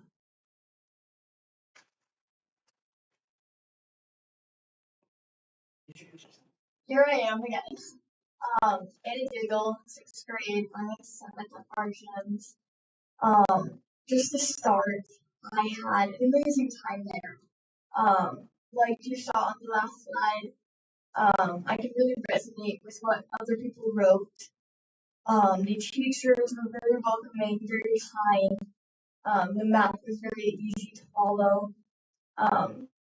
So I'm going to talk about how it benefited me as a author. This experience benefited me because I got to take a look at the amazing minds of real authors. They showed me how to become a better author through various important elements of writing. So it was a very fun trip, and I would absolutely love to go again. I'm so happy I was given this opportunity to go.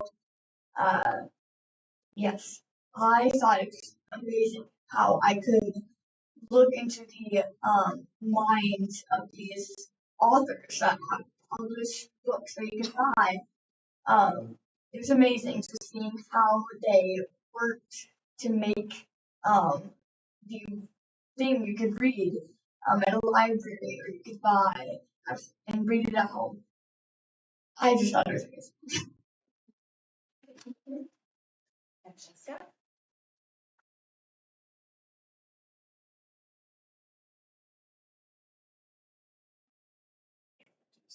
I am Jessica Jeremy, and I am going into 5th grade at East Rapids Elementary. I'm going to talk about how this the Young Author Conference benefited me. First, it showed me how creative I can be with my writing. Especially, there are no rules, only guidelines. Second, it taught me new writing skills and techniques. Third, I learned how you can use your childhood to write stories and build characters. Thank you for making this trip available to us. It has been a great opportunity and experience, and I would love to go again.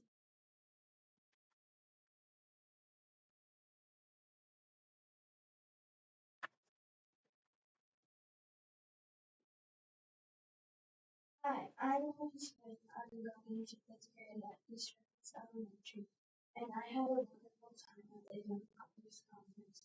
Just making stories, making characters, it was all really fun, and I really enjoyed it.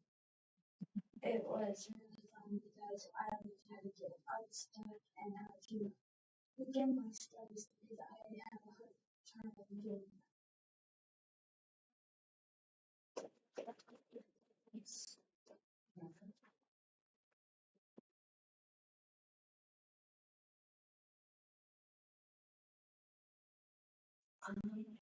the Northwest, I'm going to say in the school projects.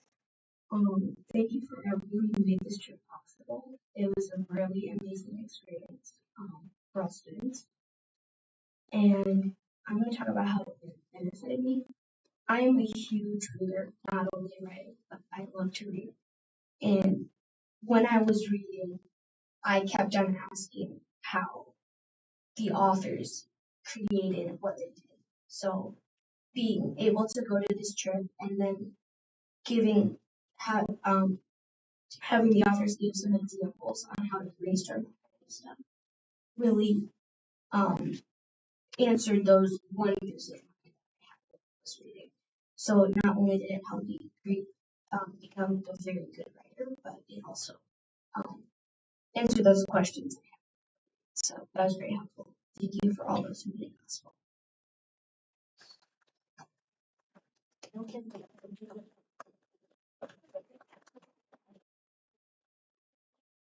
I have a student that didn't show, but then I have one more that couldn't come. Julie, I'm going to need your help with this because there's an audio file for this. Okay. So, I want to prepare you ahead of time because I listened to it and I started crying. So this is a sixth grade student at the middle school who went on the trip, is not able to join us. And she said, please, so I have permission from her and her mother to share this. And so she took her writing and read it for you. She does give you an introduction, which you'll figure out why the crying. Before I begin, I would like to thank the school board for allowing us to have a Let me see if I can turn this up. Before I begin, I would like to thank the school board for allowing us. It's hard to hear, isn't it? I can turn this up.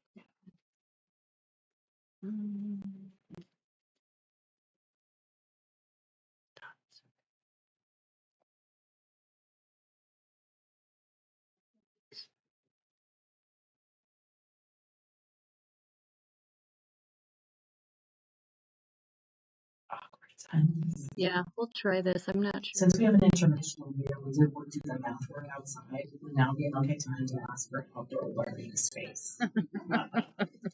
And just kind of think about it. Just let it. Let's try playing it and see if we can hear. Before I begin, I would like to thank the school board for allowing us the opportunity to attend the wedding. The backstory behind this poem includes that my little sister had a spinal cord surgery for the past 3 years. Julie. We moved a while back. So not only was it just from a punishment, but down. Sure. And how one of the rarest diseases in the world. Yeah, see, sorry, I don't know. It doesn't. Okay, I do have it. So this is for Willow. Her backstory. My little sister has had spinal cancer for the past 3 years. Her tumor was removed a while back, so not only has become a hardship, but reality. She is 5 and has one of the rarest diseases in the world. About 1 in 30 million kids. Ganglioneuroblastoma cancer set off her immune system, so she now has obsessionist myoclonus with ANA1 antibody. Basically, her body is attacking itself. So this is Willow's mom, who lives in a black house right next to a park where you can hear all the cheerful kids playing and screaming from afar, where a big brown dog and his friend Tatsu stand outside through a lit-up cage staring directly into you. A crying woman and her little girl who struggles to walk in an arm that stays closed. The bricks of the home starting to mold after having been gone. A father who works nonstop, no sleep. An older daughter with big dreams and eyes with big beams, no team, and an eye for variety, who lives in a house that reeks of tiredness, with boldness that never chose to be there even when the doctors don't follow through. Oh, to be naive again, with a head that doesn't think in dark ways again. I wonder who truly lives in that house. So, thank you. I told you about the tears. So, that was Willow, 6th grade student at the middle school. Julie, I think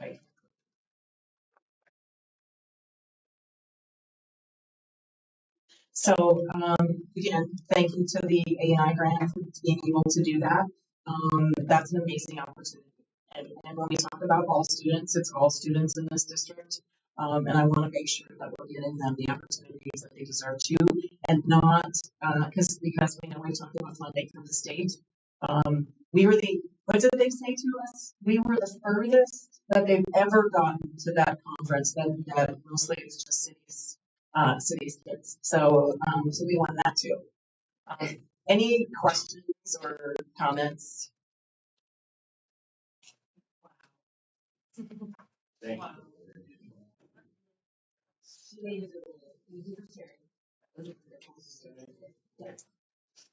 I look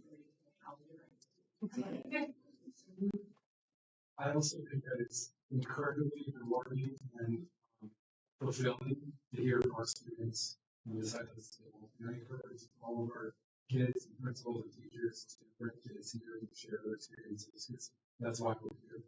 It's incredibly rewarding. Nice heart. It is in the grant next year too. Oh, yeah. Okay, let's go back. Mr. Lockman, are you in for another year? Okay. Anyone else? Thank you. All right, the next item on the agenda is the Benford School Advisory. No, I'm sorry. The next item on the agenda is to accept the forward community advisory design report. However, because I can't, we're going to later on with comfort break because we have the world's least board meeting. Oh, no.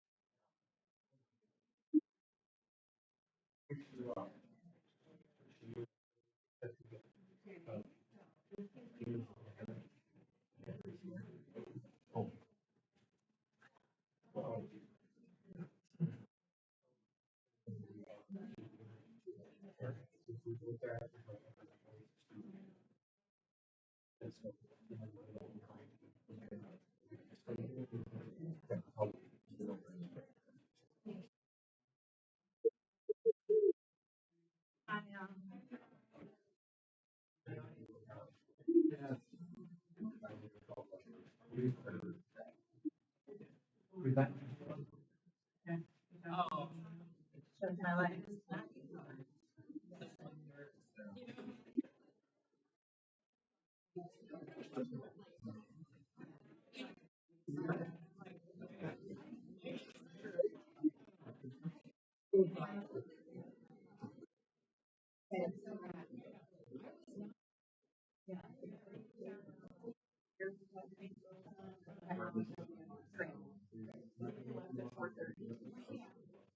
Did they end up just probably getting on buses here or you're just going straight out?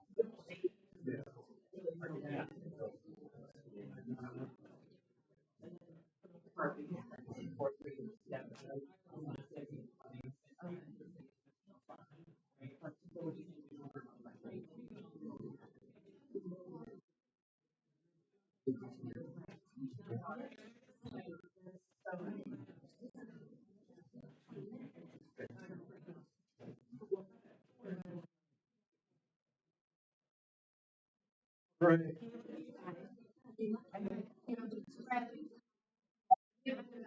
Yeah. You said that.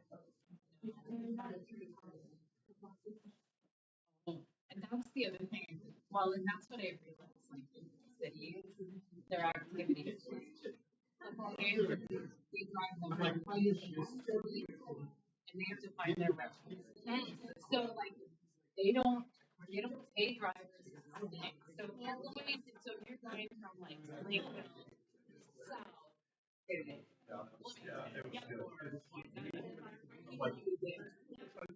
you're leaving and you have to find your way.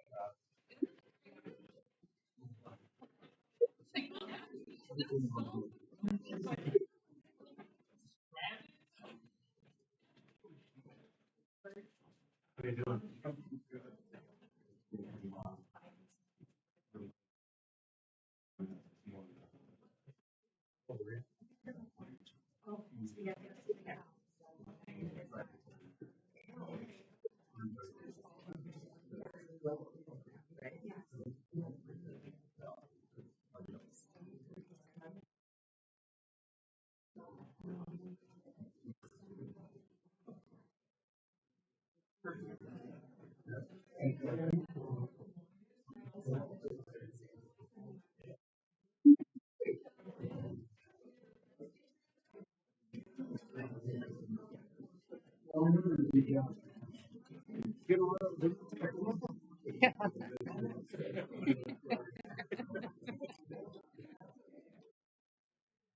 Just reeling around there.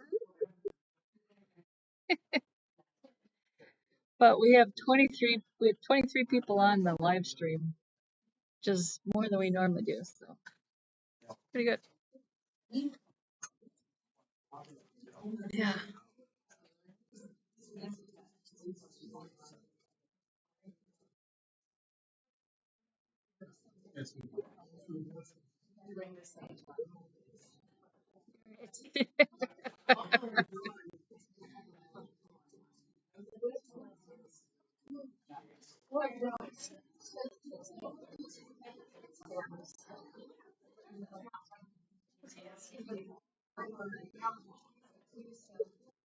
Right.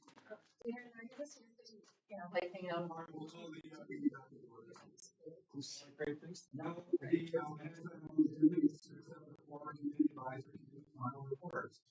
The community members. Good evening. Thanks, evening now. My name is Kate Anderson. I'm here with a few heads from the town of like relationship system or good and why we're here tonight. So a couple things. I'm a graduate from Meeting-6 High School, so I feel that in our school district and our schools, and so when there's opportunities to become involved in kind of helping grow and kind of like stick through like what the community wanted was presented. I know I want to be a part of that. Additionally, I'm a parent. I have an upcoming third grader at Class Elementary, and my son will be in school in 2 years. So all of this work, I'm hoping that they're going to see the results of it as they get older. And also, as a school counselor, I'm director for the Michelle Youth Modeling Program in the district. So even though that is my work at, I would say that this is really a passion project for me to be a part of. And I also got to help facilitate some of this, which you'll hear about in a little bit. Hi everyone, I am Jane Shinden and I am a parent. I have a graduate who recently completed second grade at West and then fifth grade at East. I'm a parent in community parenting and also community parent. And then I work side by side with the district role in full time as well. Hello, good evening, those who are so I did 15 years of school there at Big Fork, and I aged kids now. I am the chair of the school advisory committee, and just really here as a excited parent who's very committed to doing this work, driving to Rapids, and leaving my kids with their grandparents so that I can be part of the conversation. And really, because I'm committed to making sure that my kids have at least as good of an educational experience as I had in school, because I'm concerned that maybe that's not happening. So I'm really proud of the school I went to and where I'm at today. So, yeah. I'll make it fast. I work with the district. My husband works with the district. We live with the district, and our daughter graduated from Grand Rapids High School, and I care very, very much about this district. And I also led the charge in the 2023 failed referendum. So I want to see us move forward, and so that's why I'm on.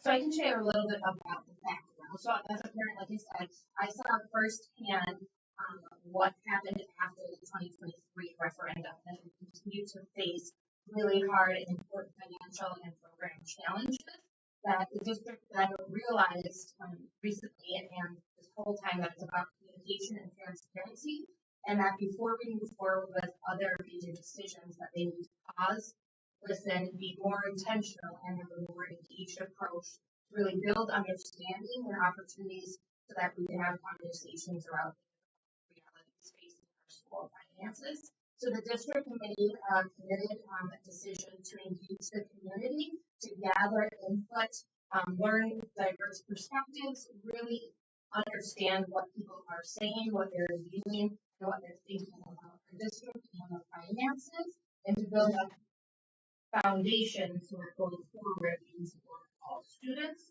And so that's the really the background of this work. That the district to come up with predetermined answers, and rather than rushing into any decisions, they gathered people, they invited them to be part of conversation, having honest, hard conversations, and really giving them a place to ask questions about finances and set the table to listen and learn, and then ultimately guide that work going forward. For me, this was about building understanding and strengthening trust and transparency, and through community engagement, that voices needed to be heard, that the community wants their voice to be heard, and then by giving them a time and a place to share their concerns, share their feedback, that will help build more understanding and build more consistency and more familiarity with why teaching is leading the curve, and help build that understanding for investment and ownership of solutions going forward. That when people's voices are heard, that you're inviting them to the table, there's ownership in that solution, and that will really then move things forward, so there'll be less resistance along the way. And so that's why this work was really important to me, is that ensuring future decisions are not only informed by data, but also about the perspectives, priorities, and feedback from community members. So that's then what kicked off this forward community advisory group, and this was just background setting the stage for why this community was moving forward.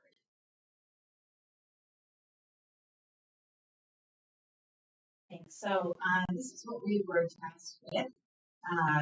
We were gonna look at where we are, learn from each other's perspectives. We learned a lot.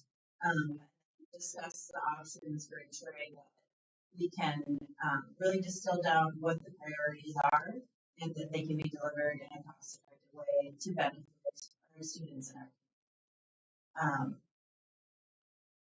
This was, I think, it was very exciting to see that the group that showed up for this, that was really invested in this, that it was sitting in the room, all the different roles that people who are representing and advocating for the geographic diversity, the ages, all the different ways that people related to students at the district.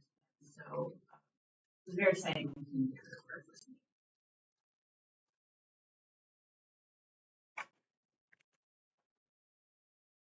So the process, this wasn't just like one meeting that people came together and whoever showed up. This is actually a very comprehensive process that took place to make sure that everyone in our community had the opportunity to engage in some way to level with their lives to help them. So there was last fall, I believe, there was a community survey with over 800 engagements and 400 completions, which led to, yes, we need to move forward with this work. With that, we hosted a series of 4 facilitated meetings. So at these different meetings, everyone was invited to attend. I think that's one of the great parts about this, is it wasn't like the first 25, the first this group of people, or only parents. Truly, there was such a great concept in the community, like not only geographically, but there was people that were parents, staff, and there was just community members that I care about public education, I want to know what's going on, I don't feel like I know enough, and they showed up consistent, which was amazing. I really just see there was a way to get that authenticity, authentic voice of participants, because there was no way for anyone to get to who was going to show up, each time, and what would that look like, what would people say. So you'll hear about each of these meetings a little bit. We used some different article listing and technology participation strategies of how these meetings come together. So I'm a talk trainer, and so I helped with some of the workshops and helping develop why we have this process to make sure that what the group consensus is, what people are feeling is coming out, and then it's not going to be stride just thing. Like it wasn't like Mr. Gross taking some papers like I want you guys to say this is the outcome that I want. It was really a way for us to make sure that no matter this is response to this also well, there was a lot of different feedback loops. So not only did we have these meetings, but between meetings there we a survey that would go up to participants. What was this like? What do you want to see about this? It went to staff. After that, it went to the community members again. And there was another survey that kind of went through that then kind of funded that fourth meeting that we had. So throughout, there was lots of different opportunities for people to continue to participate to the level they were able. And we got to engage students. And so in a little bit, I'll talk a little bit more about that student engagement piece. But it was so cool to see students here in the room, but then also to take the information to them and really hear from them, like, what are they thinking about what we're seeing? And are we on track? Are we on track? And it was just a really great experience to know that the solutions really are in our community, and I think that this process really helps like that up so that the recommendations that come up will really, I think they'll really benefit our students and our schools. All right, so just to walk you through our 4 meetings that we went through, what came out of them. Meeting 1 class was in session. It was a presentation. There was a lot of information, graphs, photographs, background, how school finance works. It was really well put together, well thought through. We all learned a lot, and that groundwork I think was essential for moving forward to where we can have more robust conversations and talk more about what our priorities are, where we're coming from. But that was the first session, and it's up on the website. It's great. Recommend everybody walking through it because there's so much great information there to learn about how our school district works and the history of it. After some reflection, the first one was a lot of listening, but we did also have engagement. Is there a lot of us were new to understanding the complexities of schools finance with very diverse needs. Students in our district that are complex and they're significant. Community members want honest communication. We see that throughout. And then just the passion and the commitment and how much people care about schools, what is important.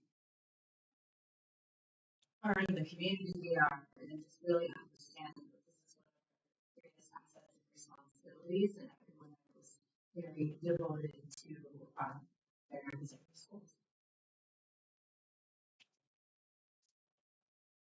So then with meeting 2, we really spent a lot of time talking about school finance. We then also talked about enrollment trends and budget realities facing our school district. So feedback from the large group that went through meeting 1 and now meeting 2, what stood out to them about school finance is really how complex it is, and then the phrase about it that they learned that while district revenue is decreasing over time, expenditures keep raising and going higher and higher, that this is then creating financial pressure, that members that are concerned like state and federal funding is not keeping pace, and that rising costs and unfunded mandates along with our rural district needs continue to add to that challenge. And so I think it was a really eye-opening experience for people that haven't gone through school finance, that don't live it every day, to understand really how complex that it is.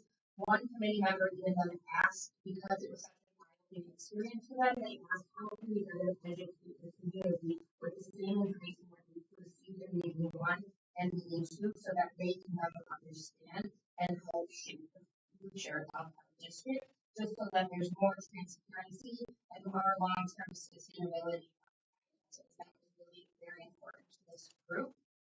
One thing for me and why this topic is so important is, like I said, I am a parent and a community member, but I also came to this process with a really unique perspective. I work with a federal programs grant for career and technical education, and I'm employed by them and with North College. So it's federal funds that support career and technical education, which is called CTE. So I live in the world of school finance. I work with 22 districts in northeastern Minnesota. And what stood out to me is the challenges that Grand Rapids is facing and ISD 318 in that area of schools is not unique to us. Across the region, other districts are all seeing declining enrollment, rising costs, staffing pressures, and really difficult decisions.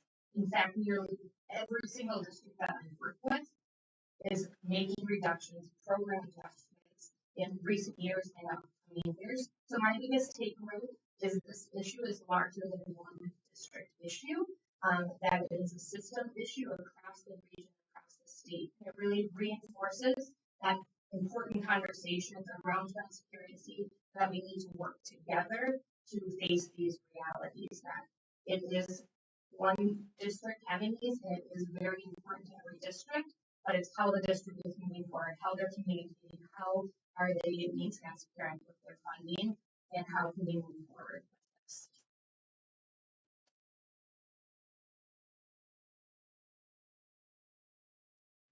So meeting 3 was in March, and we did a budget activity and priorities workshop.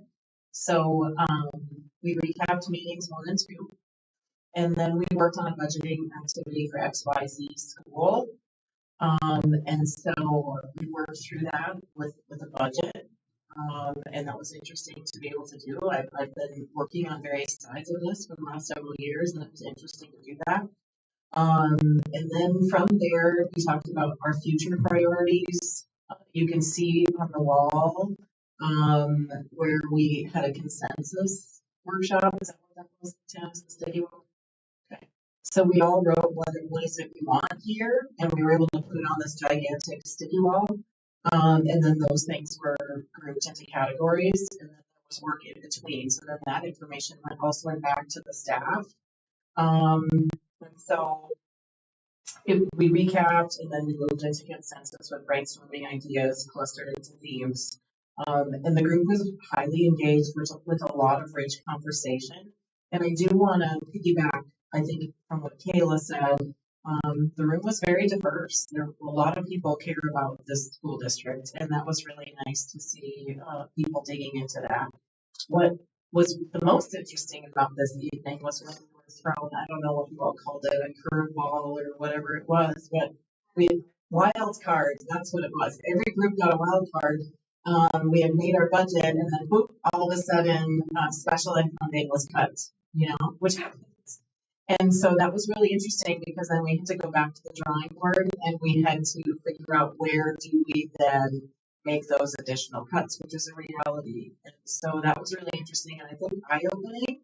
I did have one community member when we talked about unfunded mandates, just say, well, then just don't do it. Why are you doing the thing? And I said, and I live in the literacy world, and I just finished my literacy plan for the state.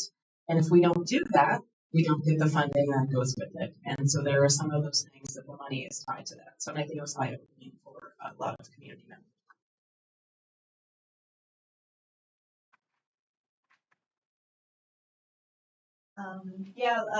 Like Carol, I had lots of conversations with folks where we learned a lot of things that the other person didn't know. Every time I saw people, every time I talked to people, they just didn't know about Before School and what was happening there, not happening there. And it was really eye-opening for them and for me just to be able to share that because they just had no awareness of some of the challenges that we face in our building. But we got to do, it's called a facilitation styles cafe around the world where you go around different stations and talk about the questions. And again, we're trying to, this whole process is leading us to trying to concentrate these themes to get to where we can bring our recommendation to you. So we did 3 rounds of collaborative discussion. We talked a lot about equity. We talked a lot about barriers. We talked a lot about the student experience. We heard counterparts talk about the finance challenges. We also there were other themes related to how students are doing, what they are offered, depending on what building they're in, challenges they face. So dive into a lot of that as well. And then just identify the tools and kept coming back to the surveys, coming back to the information we've already put together, and leading toward this place where we'll have a final recognition of what our priorities are. So here's the list. And you may have already read about some of this in the report that you received in your board packet tonight, but the top one was class size and staffing. We learned about this when we talked to staff, we talked to students, and all the buildings in the district. And then I just wanted to caveat also the class offerings and classes that are available, because without the staff, you don't have classes. Like you don't have advanced classes. You don't have foreign language. And so this came up again and again. Some classes have way too many kids in them. Some have too few, and so they don't have that rich opportunity to learn from each other because they're not able to engage their students in a way that is enriching their educational experience. 2 is related, instructional quality and teacher retention. This is talking about, we need to have really good teachers who stand with them and get the staff, students, community members. Great teachers make a difference. The quality of instruction matters, and it's the numbers who are reading the list. 3 is financial stability and operating costs. 4 came up again and again. Also, student support services in this bucket called mental health. I tried to be really deliberate in my groups about asking, well, what does that mean to you as a parent staff with mental health services? And I think there's a lot to unpack there yet, and what the role of the district is in this bucket that is being for mental health services. So we had some great conversations around that. And then 5 was expanded student opportunities, again related to some of the top to their are the opportunities the same for each student in each building, depending on where they're at and their educational journey and just their physical location or which class they're in or what is in front of them as a student where they are.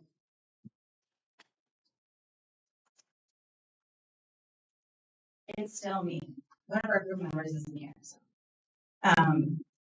just a little bit more about behind these priorities, and I talked about some of this. Teachers need sustainable workflows. We need more student support. We need stable class offerings and learning environments. In the instructional quality, we want to retain a really strong, really great teachers, which is tricky in a rural area, right? If this is retention is a big deal. It's not for everyone, but it makes a difference to students to keep the teachers that are so good. Really make or break their educational experience. Same with programs and opportunities and having equitable access to those. I'll let Jane talk about this a little bit. And so I think the biggest thing that this group really stressed and also over and over in the survey results is just that transparency and that communication. So I think part of this work and after it is approved of these priorities going forward, how is it going to be communicated out? And how is this not just a one and done? We now know that people want to know about financial stability and want this transparency. And so how are we going to communicate that? Listen, and we heard all of these survey results. This whole group was part of hearing and listening and forming these priorities. And then the biggest question will be then how are we going to continue to live it out, acknowledge that their voice was heard, and communicate this out back to the community so that there is that commitment and that reassurance that yes, we took a survey, yes, we heard from you, and now we're going to make a difference from your feedback. Kind of digging in more into what we heard about student support. I think families like look to us in the school when they're doing the survey and they call in and let them know what to do. And a lot of times like what the first line response to like my child is trying to get into this subject, my child is, depressed, I'm going to homeschool, and I'm sure how to handle that. Which most people aren't like professionals, so it's totally normal. We're educators, right? So we want to know that. And I think that was really what came out was like mental support, access to school counselors, school social workers, like it's that prevention piece. Like we're able to be there in a really timely manner, and that's what parents want. They want to put the child when they don't know what to do. And so that is kind of that consistent with the mental health part, but also like that academic piece too. Because you don't know and school, that's what that looks like. Especially with the expanded student opportunities, families really talked about the community members wanting students to lead students the direction, like knowing what choices they have, making sure that they've taken the courses that they have that career that they're hoping to get to. I think career development is good, or at least we want to offer it, and I know very well too, like going out to what career you want to do, what education you want to do, we're only to do this school life so we can get them, and that's what we want to do with those opportunities. How can we make sure that the students are ready and ready for next?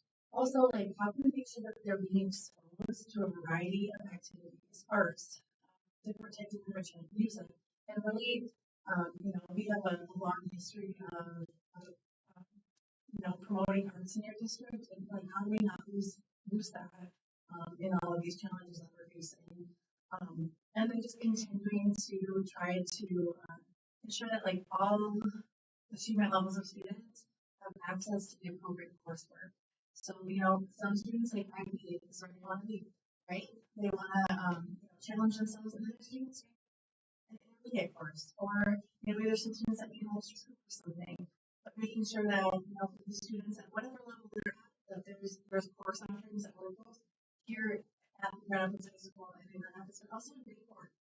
Talking to the students, representation at the forward meetings, it was very evident that opportunities are important to our community, and we want to make sure that even though we are important, that our students are getting the same education as someone in a normal time.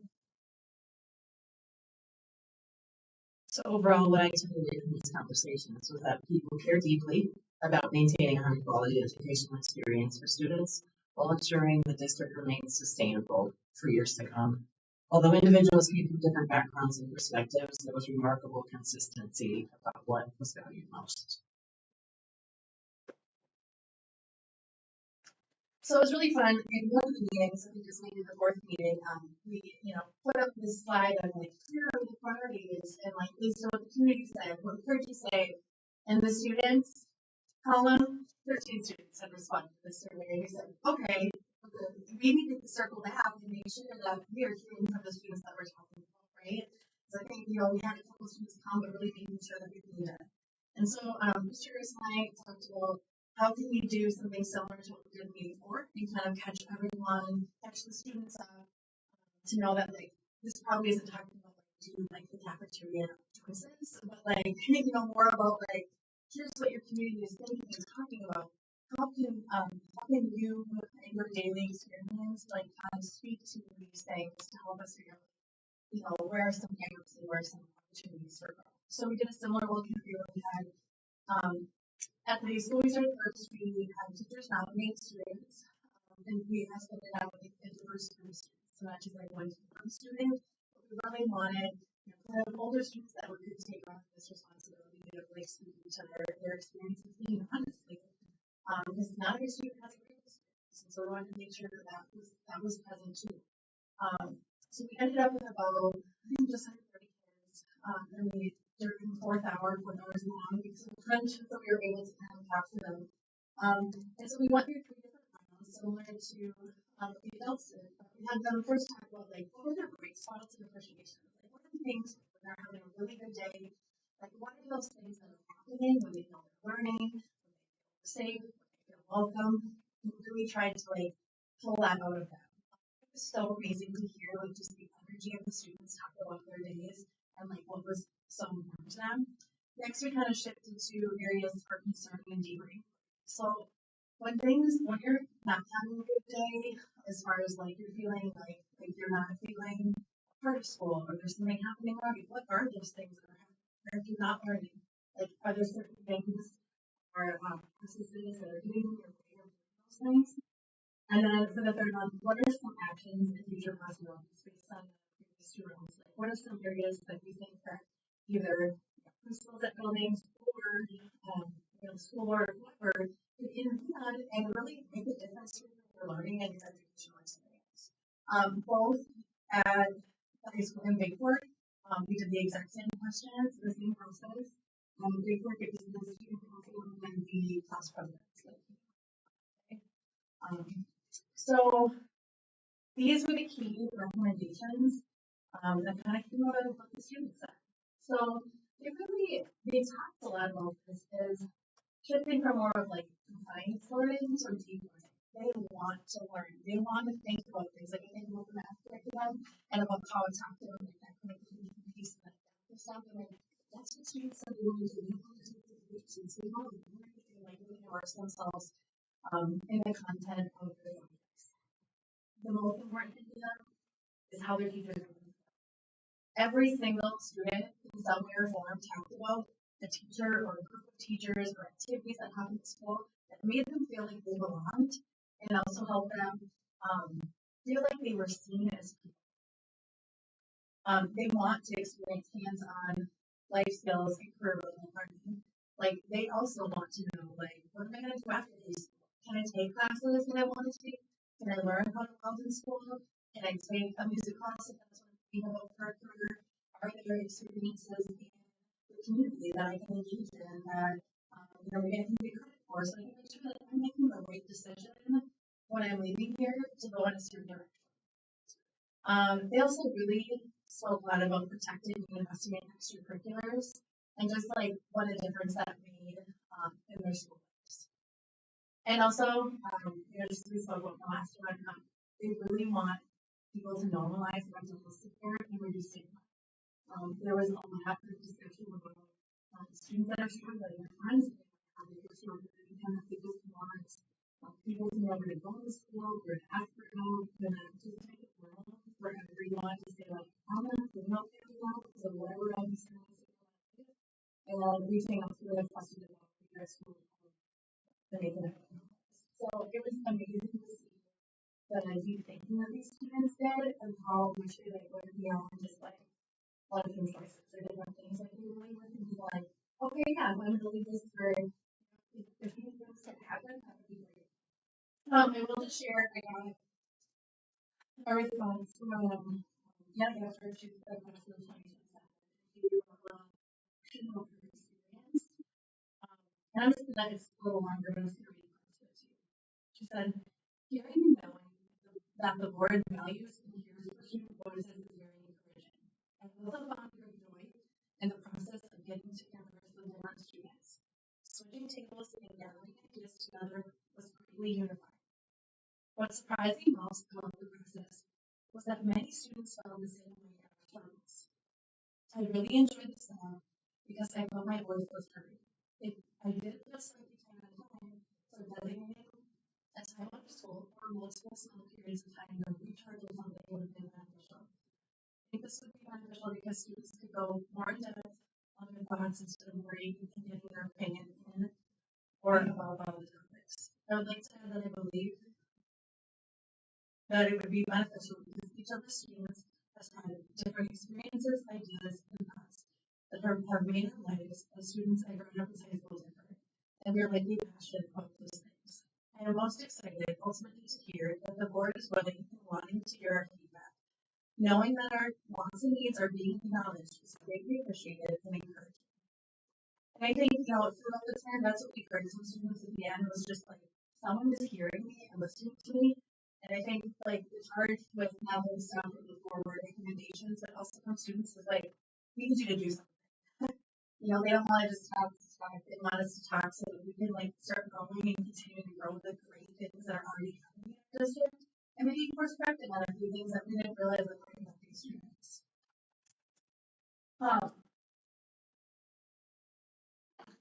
Also, if you get a chance, in the final report, there's a big chunk of section from the students that talks about how the students' voices align to the community priorities. Like there's a lot of sections where talking about different experiences and processes. All the different priorities, student problems and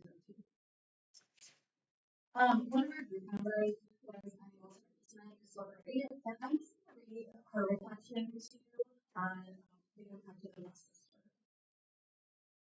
As I reflected on the forward process, I think one of the most important things we accomplished was creating space for people to listen, learn, and engage with one another. We brought together individuals with different experiences, perspectives, and priorities. Yet, throughout the process, we continued to find common ground. This process did not solve every challenge facing our district, and it was never intended to. What it did was create something equally important: informed dialogue, stronger understanding, and clearer community priorities. Through surveys, discussions, workshops, and reflection, we moved beyond assumptions and focused on what matters most to the people who care deeply about the Grand Rapids area schools. For me personally, Crystal, this experience reinforced the value of community engagement. Strong decisions are not made by a few voices in isolation. They are strengthened when people are willing to listen, ask questions, consider different perspectives, and work towards shared goals. As we move forward, I hope the work of this committee serves as a foundation for future conversations and decision making. The priorities identified through this process represent more than listed recommendations. They represent the values, concerns, and hopes of the communities that we serve. And she said, thank you for this opportunity to be a part of this work and to help contribute to the future of this place.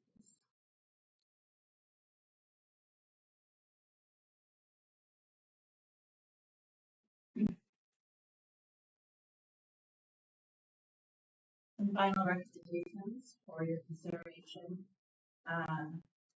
We recommend to continue transparent community engagement. This was a process that was,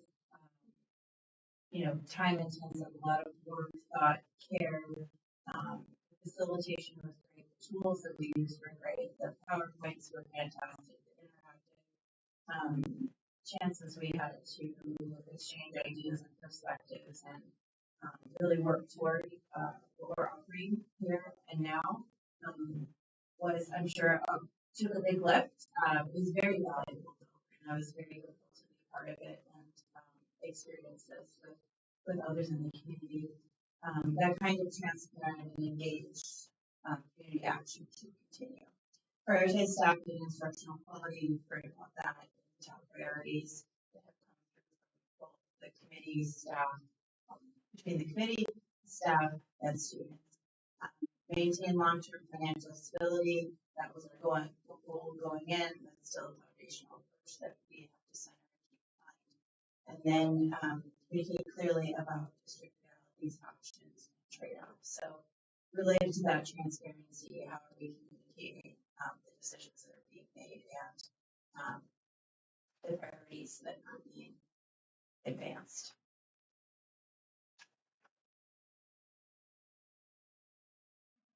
Any other closing comments? I'm here to say that I spoke a lot of those two assignments, but I think what was the most encouraging and engaging in this process is all the excitement and ideas that came together from these different people in the group. So there were different business owners, there were different grandparents, there were people that really invested, and there was a lot of creative solutions that could cost a lot of money or might not cost a lot of money, but there's a lot of ideas around internships, work-based learning, hands-on, taking what you're learning in the classroom and making it real. And so those are things that we can continue to do going forward, and that really do make a difference by providing opportunities like FFA, BPA, HOSA, opportunities like the students spoke to today that are life-changing for our students. And so there was a lot of excitement in these different board meetings, and like we're the ones speaking here, but it is because of the work that they put in for that whole entire year going through this process and for the staff needed, but really that there was no predetermined solutions, that these were hard conversations and not everyone agreed on, but because of that it was stronger because we heard differing opinions and that we are able to move forward with these recommendations based on feedback from students, staff, and like community through the process and then also through that survey.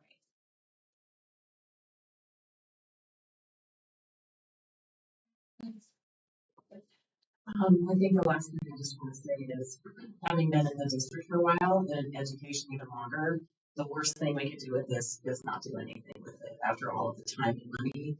I mean, just the time that was spent on this and asking teachers as a former classroom teacher, you get surveys and think, okay, I'm going to fill a survey out and what's going to happen to it. So please do something with this information about the community and the staff and students put so much time into.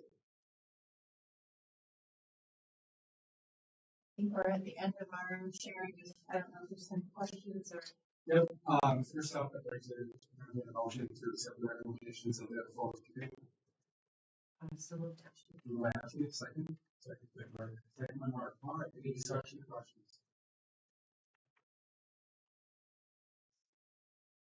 So I'm just gonna ask for and that's what's the expectations of the committee and the board accepting the report? Like what are, like I don't want this to be this, like the board has one idea and the committee has another, and we see these recommendations and we don't have, we're two just having the next one goes against exactly what we saw work at. So what are the expectations? I appreciate that question. I think many of us was like, why are we here? And I finally asked them, I said, oh, we're making a recommendation to the board. And I was like, great. And so now that this question sits with me too, how is this going to be operationalized? You might comment on that. Yeah, so in sort of discussing this group and others, I think we as a board need to take a deep dive into not only these recommendations alongside the report and go through those sort of one by one. Because I think there are going to be some things that I think has kind of alluded to this, but there are going to be some things that are going to be like, we could do something about this pretty quick, and it doesn't cost anything. There are going to be some things that are going to require resource allocation. But there are going to be some things that we look at and go, okay, this is a really tough lift to do without additional resources and what's that. So I think it's going to require like a deep dive work session exclusively focused on the complete picture of this work, starting with these recommendations.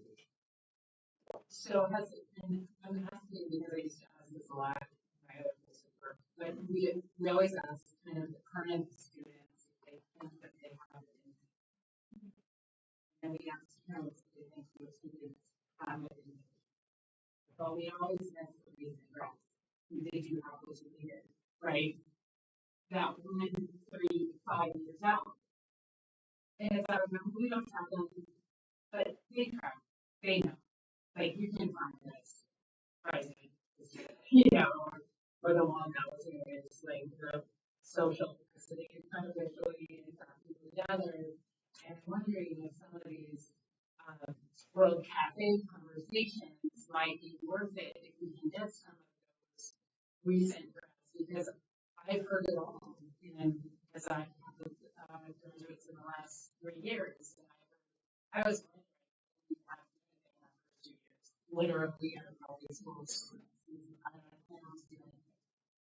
I another one goes, I just I don't know how did that know where to go anyway. Like I don't know that that was the answer. And then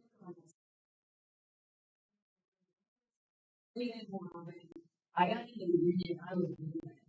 So but I don't know how parents know that my kids couldn't. And so I feel like there's still this kind of knowledge that can help build some of these decisions we have to make. That maybe we don't have. And so I'm just not having to worry about it as we go. Because I think this is amazing. What they have said is amazing. And I believe in extracurriculars because I think that's the reason 90% of the kids come to school.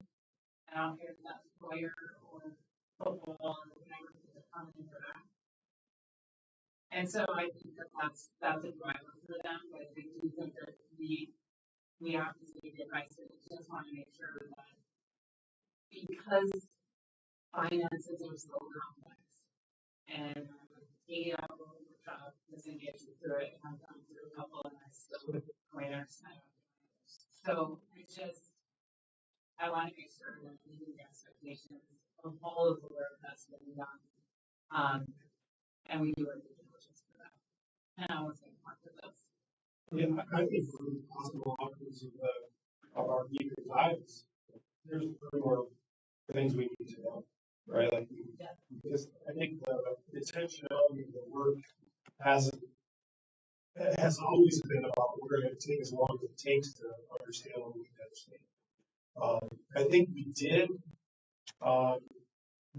have some success that maybe we can circle back to getting feedback from recent grads when we gathered feedback 4 years ago, 5 years ago at Nora. They've talked to recent grads, so we had some success with that, and so it might be circling back to that strategy. How did we go about getting that information from them? I do like that because I think you right. Any other questions? I guess could we pull that priorities up, that final slide?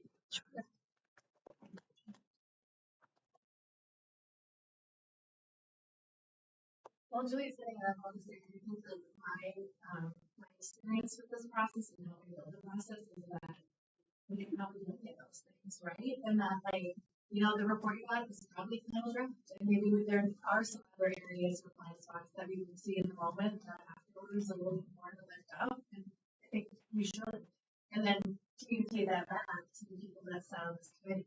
I think that's the biggest thing is it just not being like, I did that thing now. It's like, I did that thing and here's all the things that are coming out of that and now I'm seeing this happen. Okay, so I didn't want to see this. One thing I want to just share when I look at this list is I immediately start to categorize where those go. And I look at this list and go, okay, transparent community engagement, we have our CAGR committee, we've been doing community conversations, like what are the things that we can do better?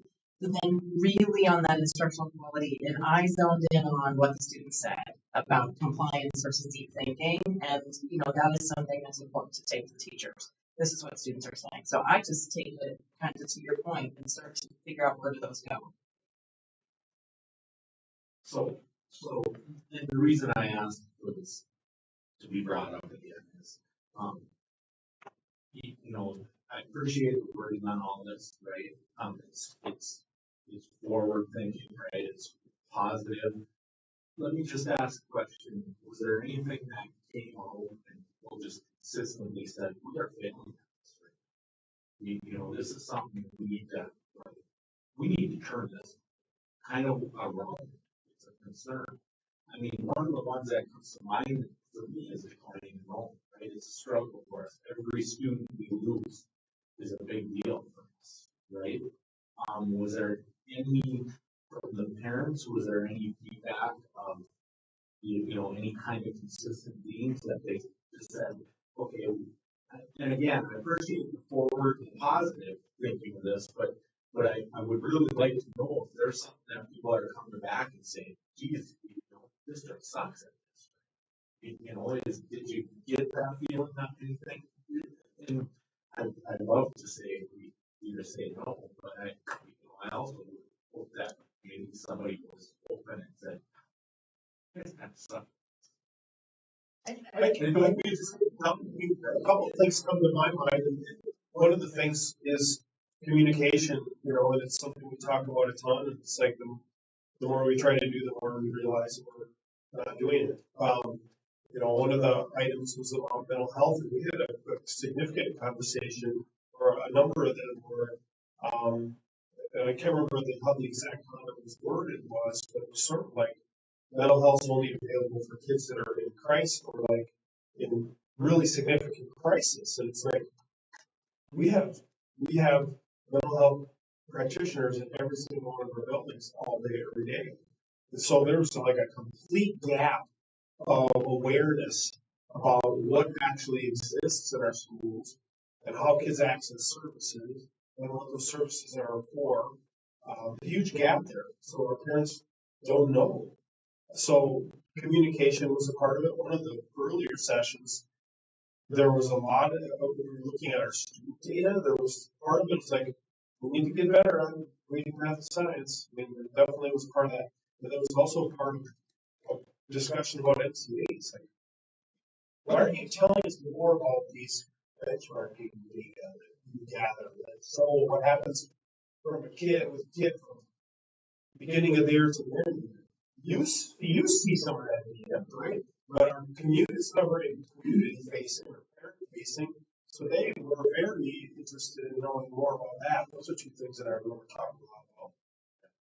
I think in the report, like, there are, like, it's not just like this side, you can see through each, right through each of like the these workshops and things, like there are different things, there are some things that are coming up that, I mean, communication was one I had in mind, and those are some big ones, but I think there's a lot that, can be done there, just correcting those perceptions and talking about things that are happening.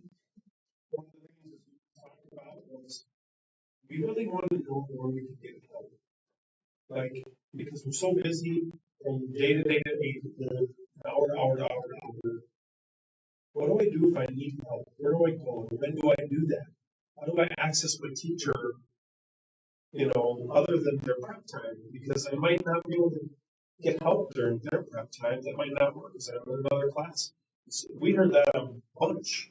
So that's an area that goes back to, all right, how do we make the schedule? How do we create opportunity? How do we recharge or whatever the case may be? But that was another thing. I think one of the things that struck me was I looked at 3 or 4, and the first one that we're talking about is math had to pull everybody back many times because people were just they wanted to know more about how MCAs work, how assessments work, how the benchmarks work. And I think one of the big comments that struck me was when comments came up that say 20% of the kids were not reading at the right level. That didn't mean that kids had to learn it. And that struck me, and it struck a lot of community members. Well, that score doesn't drive the kids to this benchmark, and that's right. I think to the point of the math recognition and the kids telling us that they want to learn at a deep level, I think we want to teach at a deep level, but we're measured at a different level. And I think the student and the community needs to understand that is what we're doing here as well. We want to do right now, but sometimes these standards drive behaviors that are the reality.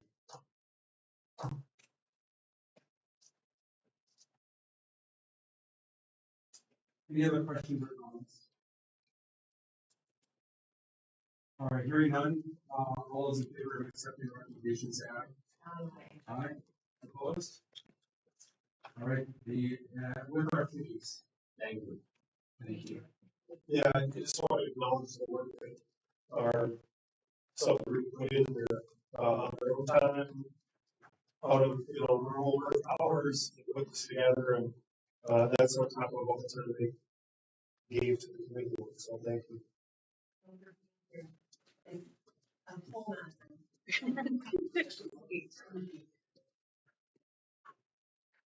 Yes,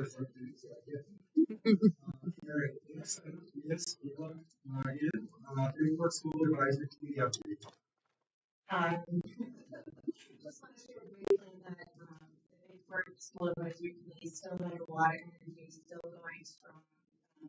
If you remember, when we first started, I helped facilitate a strategic priority process where we came up with some of the buckets we really wanted to focus in on.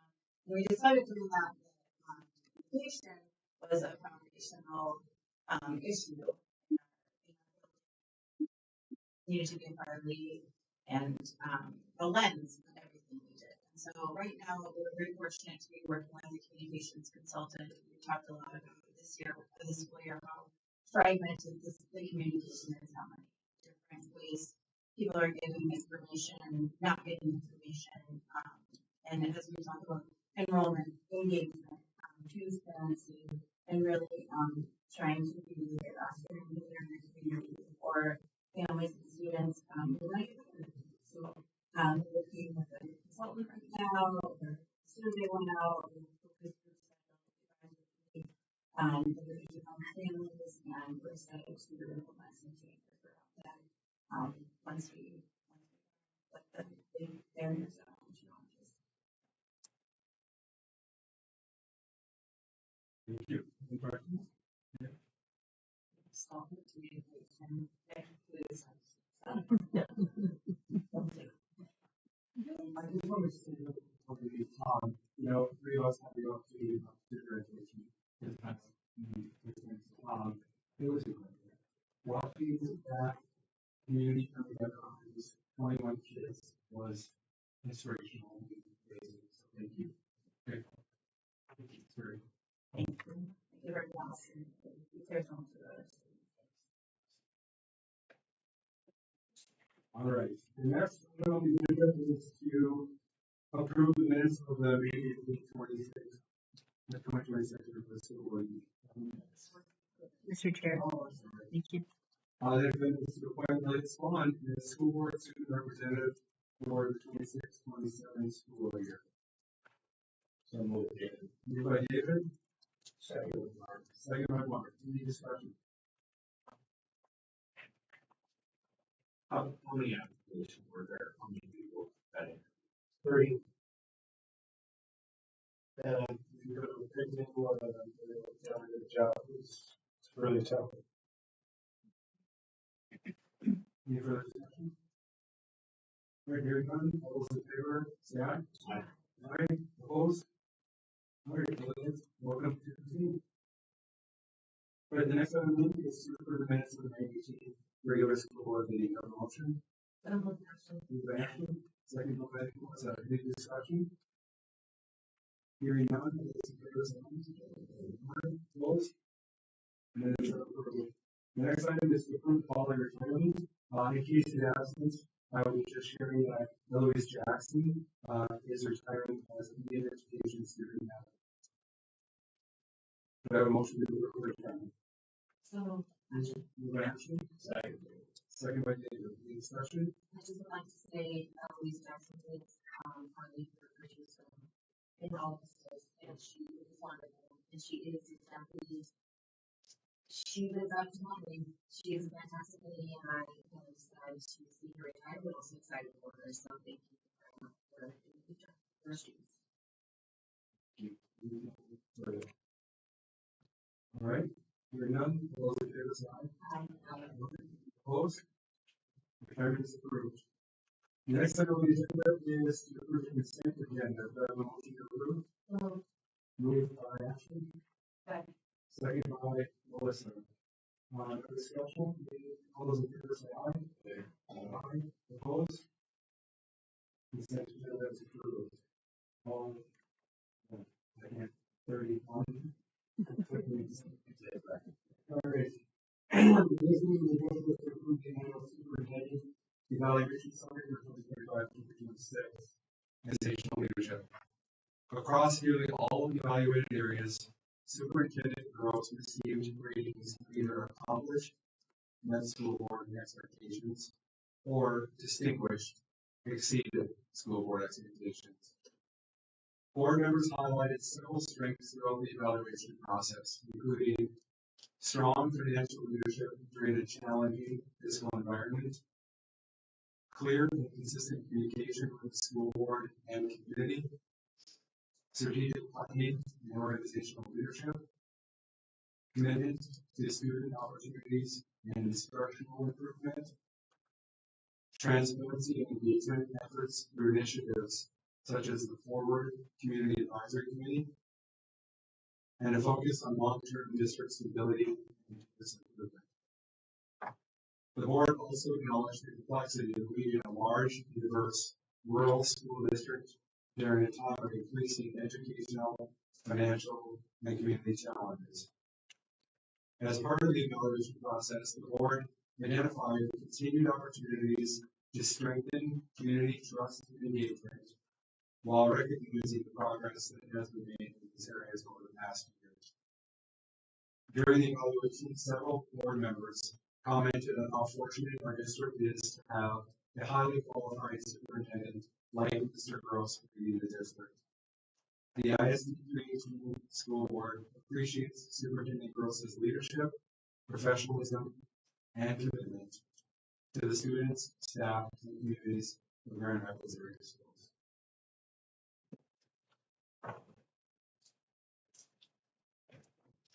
Right, the next item on the agenda is to approve the revised fiscal 2026 budget.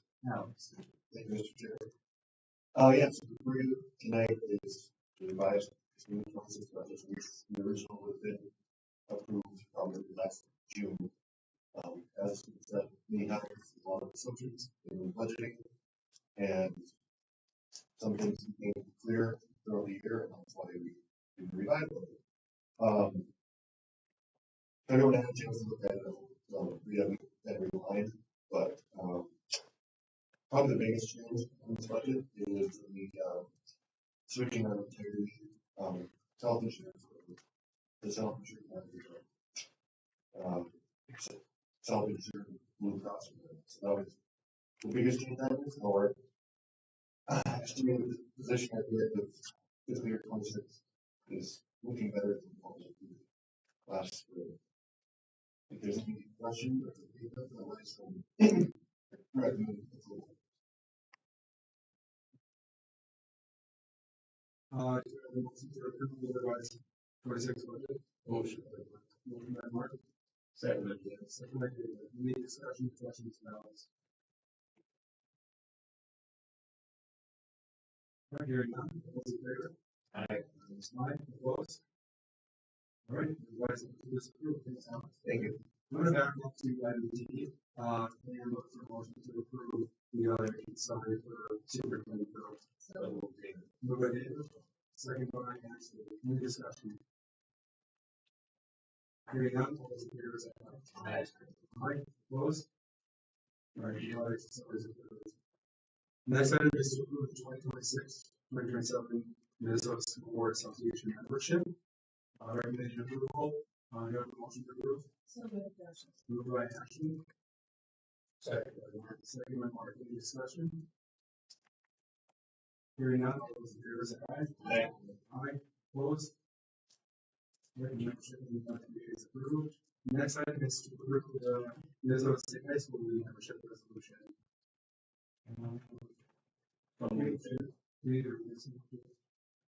No. All right, so moved by David. Second by Melissa. Any discussion? Hearing none, those in favor say aye. Aye. Opposed? The membership in the Minnesota State is approved. Next item is to board reports. Start with Tom. I was just giving it to that one section. Have the big part that I would be there. The first, the most from our office, and the vote for government.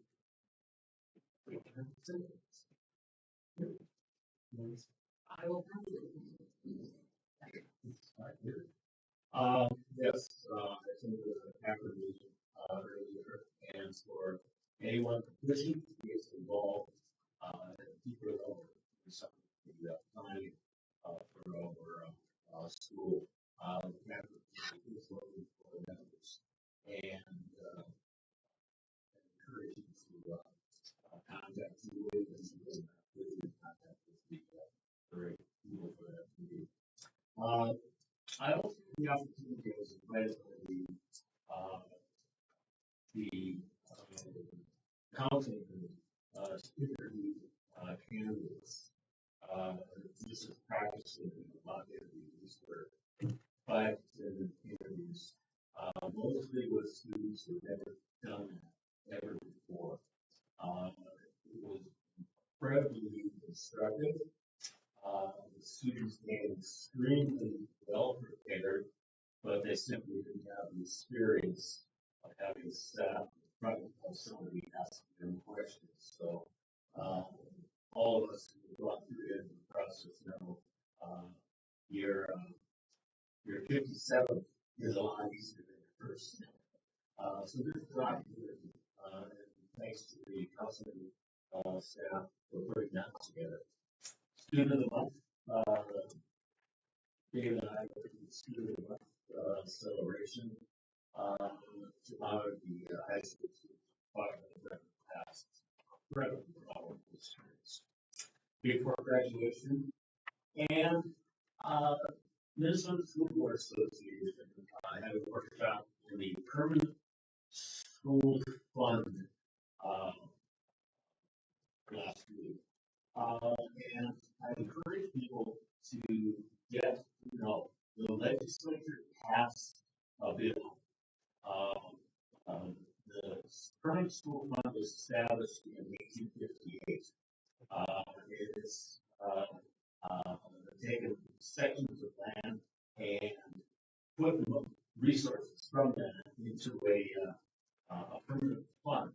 And that fund has been built over the years. It's, I believe, what it is now. It's millions. And the the legislature passed a resolution to change the Constitution. This is a constitutional amendment and it has to go to public vote. And I encourage people to get to know about this. This is one of those rare things in this legislation. It was supported by Republicans, by Democrats, it was supported on the Senate and the House side, and it will it costs nothing.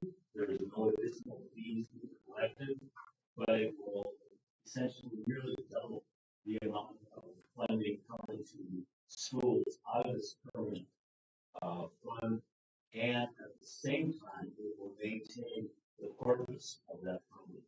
So do vote for that in the November election, and it's important to vote on this. If you don't vote on it, it counts as a no vote. So it's important to educate yourself on it, understand what it is, ask questions as necessary, and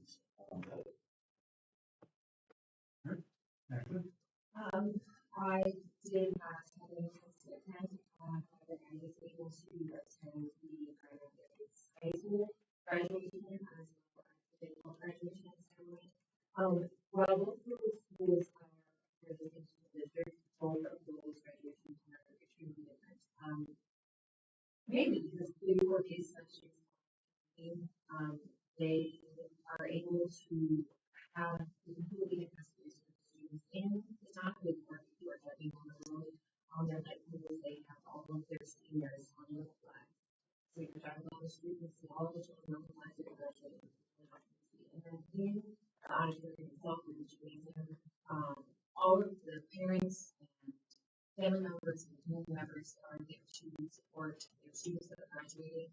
And they all share the exact same way for every single day. Everybody had the same enthusiasm, same support that was shown in that happened. And they showed us a slideshow. Each student was given probably about 3 minutes window. They showed their graduation pictures of them now, the pictures now, and their pictures of them growing up.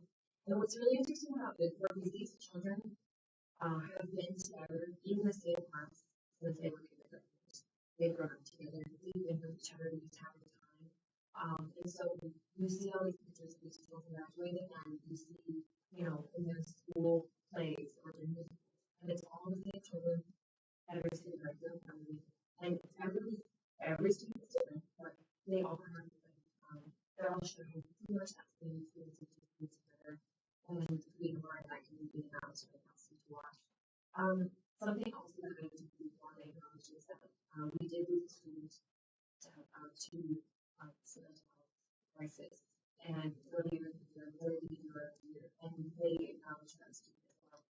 He had a cabin in the chair in place for him, and just really and hyped it up, really glorified him and amazed him as well. And so they also celebrated, their love for that particular student, and that was really nice to see as well. And that was high school graduation. It was really hot. Just for kids in their black ones, they're really awesome. Great to see. Band really we had some amazing student seniors as well. And just the same community came out and supported all of our students in our high school as well. Visitor reception pool, whole section pool, standing room, and also the very back in the chat. On that video as well. People were parked and watching. So it was just really awesome to see our community come together and congratulate the students for all hard work. But I was able to participate. Thank you very much. I participated in the principal interactive negotiations, as are going well. I'd like to wish the best to all the graduates, and I'd like to recognize all the staff that brought them to this point. I think it's quite a staff. And finally, I'd like to wish the best to the baseball team at state. Thank you. So participated in the principal negotiations this morning. The two graduation ceremonies were moving. I think that's just important. It's one of the most gratifying things to do is watch these kids walk across the stage. Really incredible. All right. Next item is the superintendent report. Just a couple things. Obviously, a lot of year activities mentioned, concerts and graduations and trips and things like that. Always exciting time. We had a state of compensatory revenue task force meeting last Monday, and so we're continuing progress towards the October final report. We're finalizing recommendations, we're working towards finalizing some recommendations one by one, and so that's taking shape. Also attended a RIMS meeting,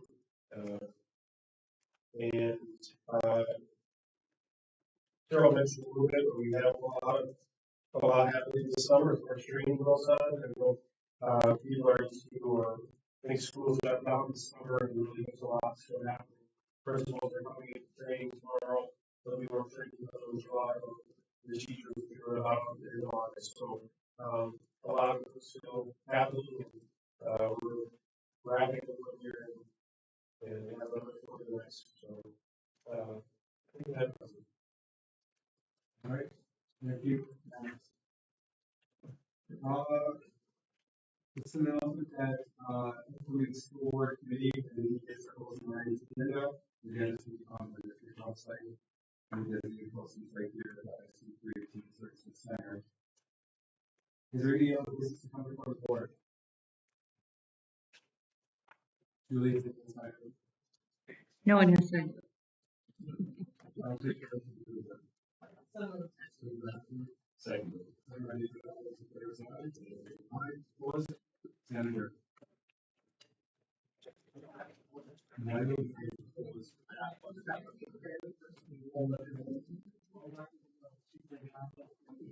Thank you.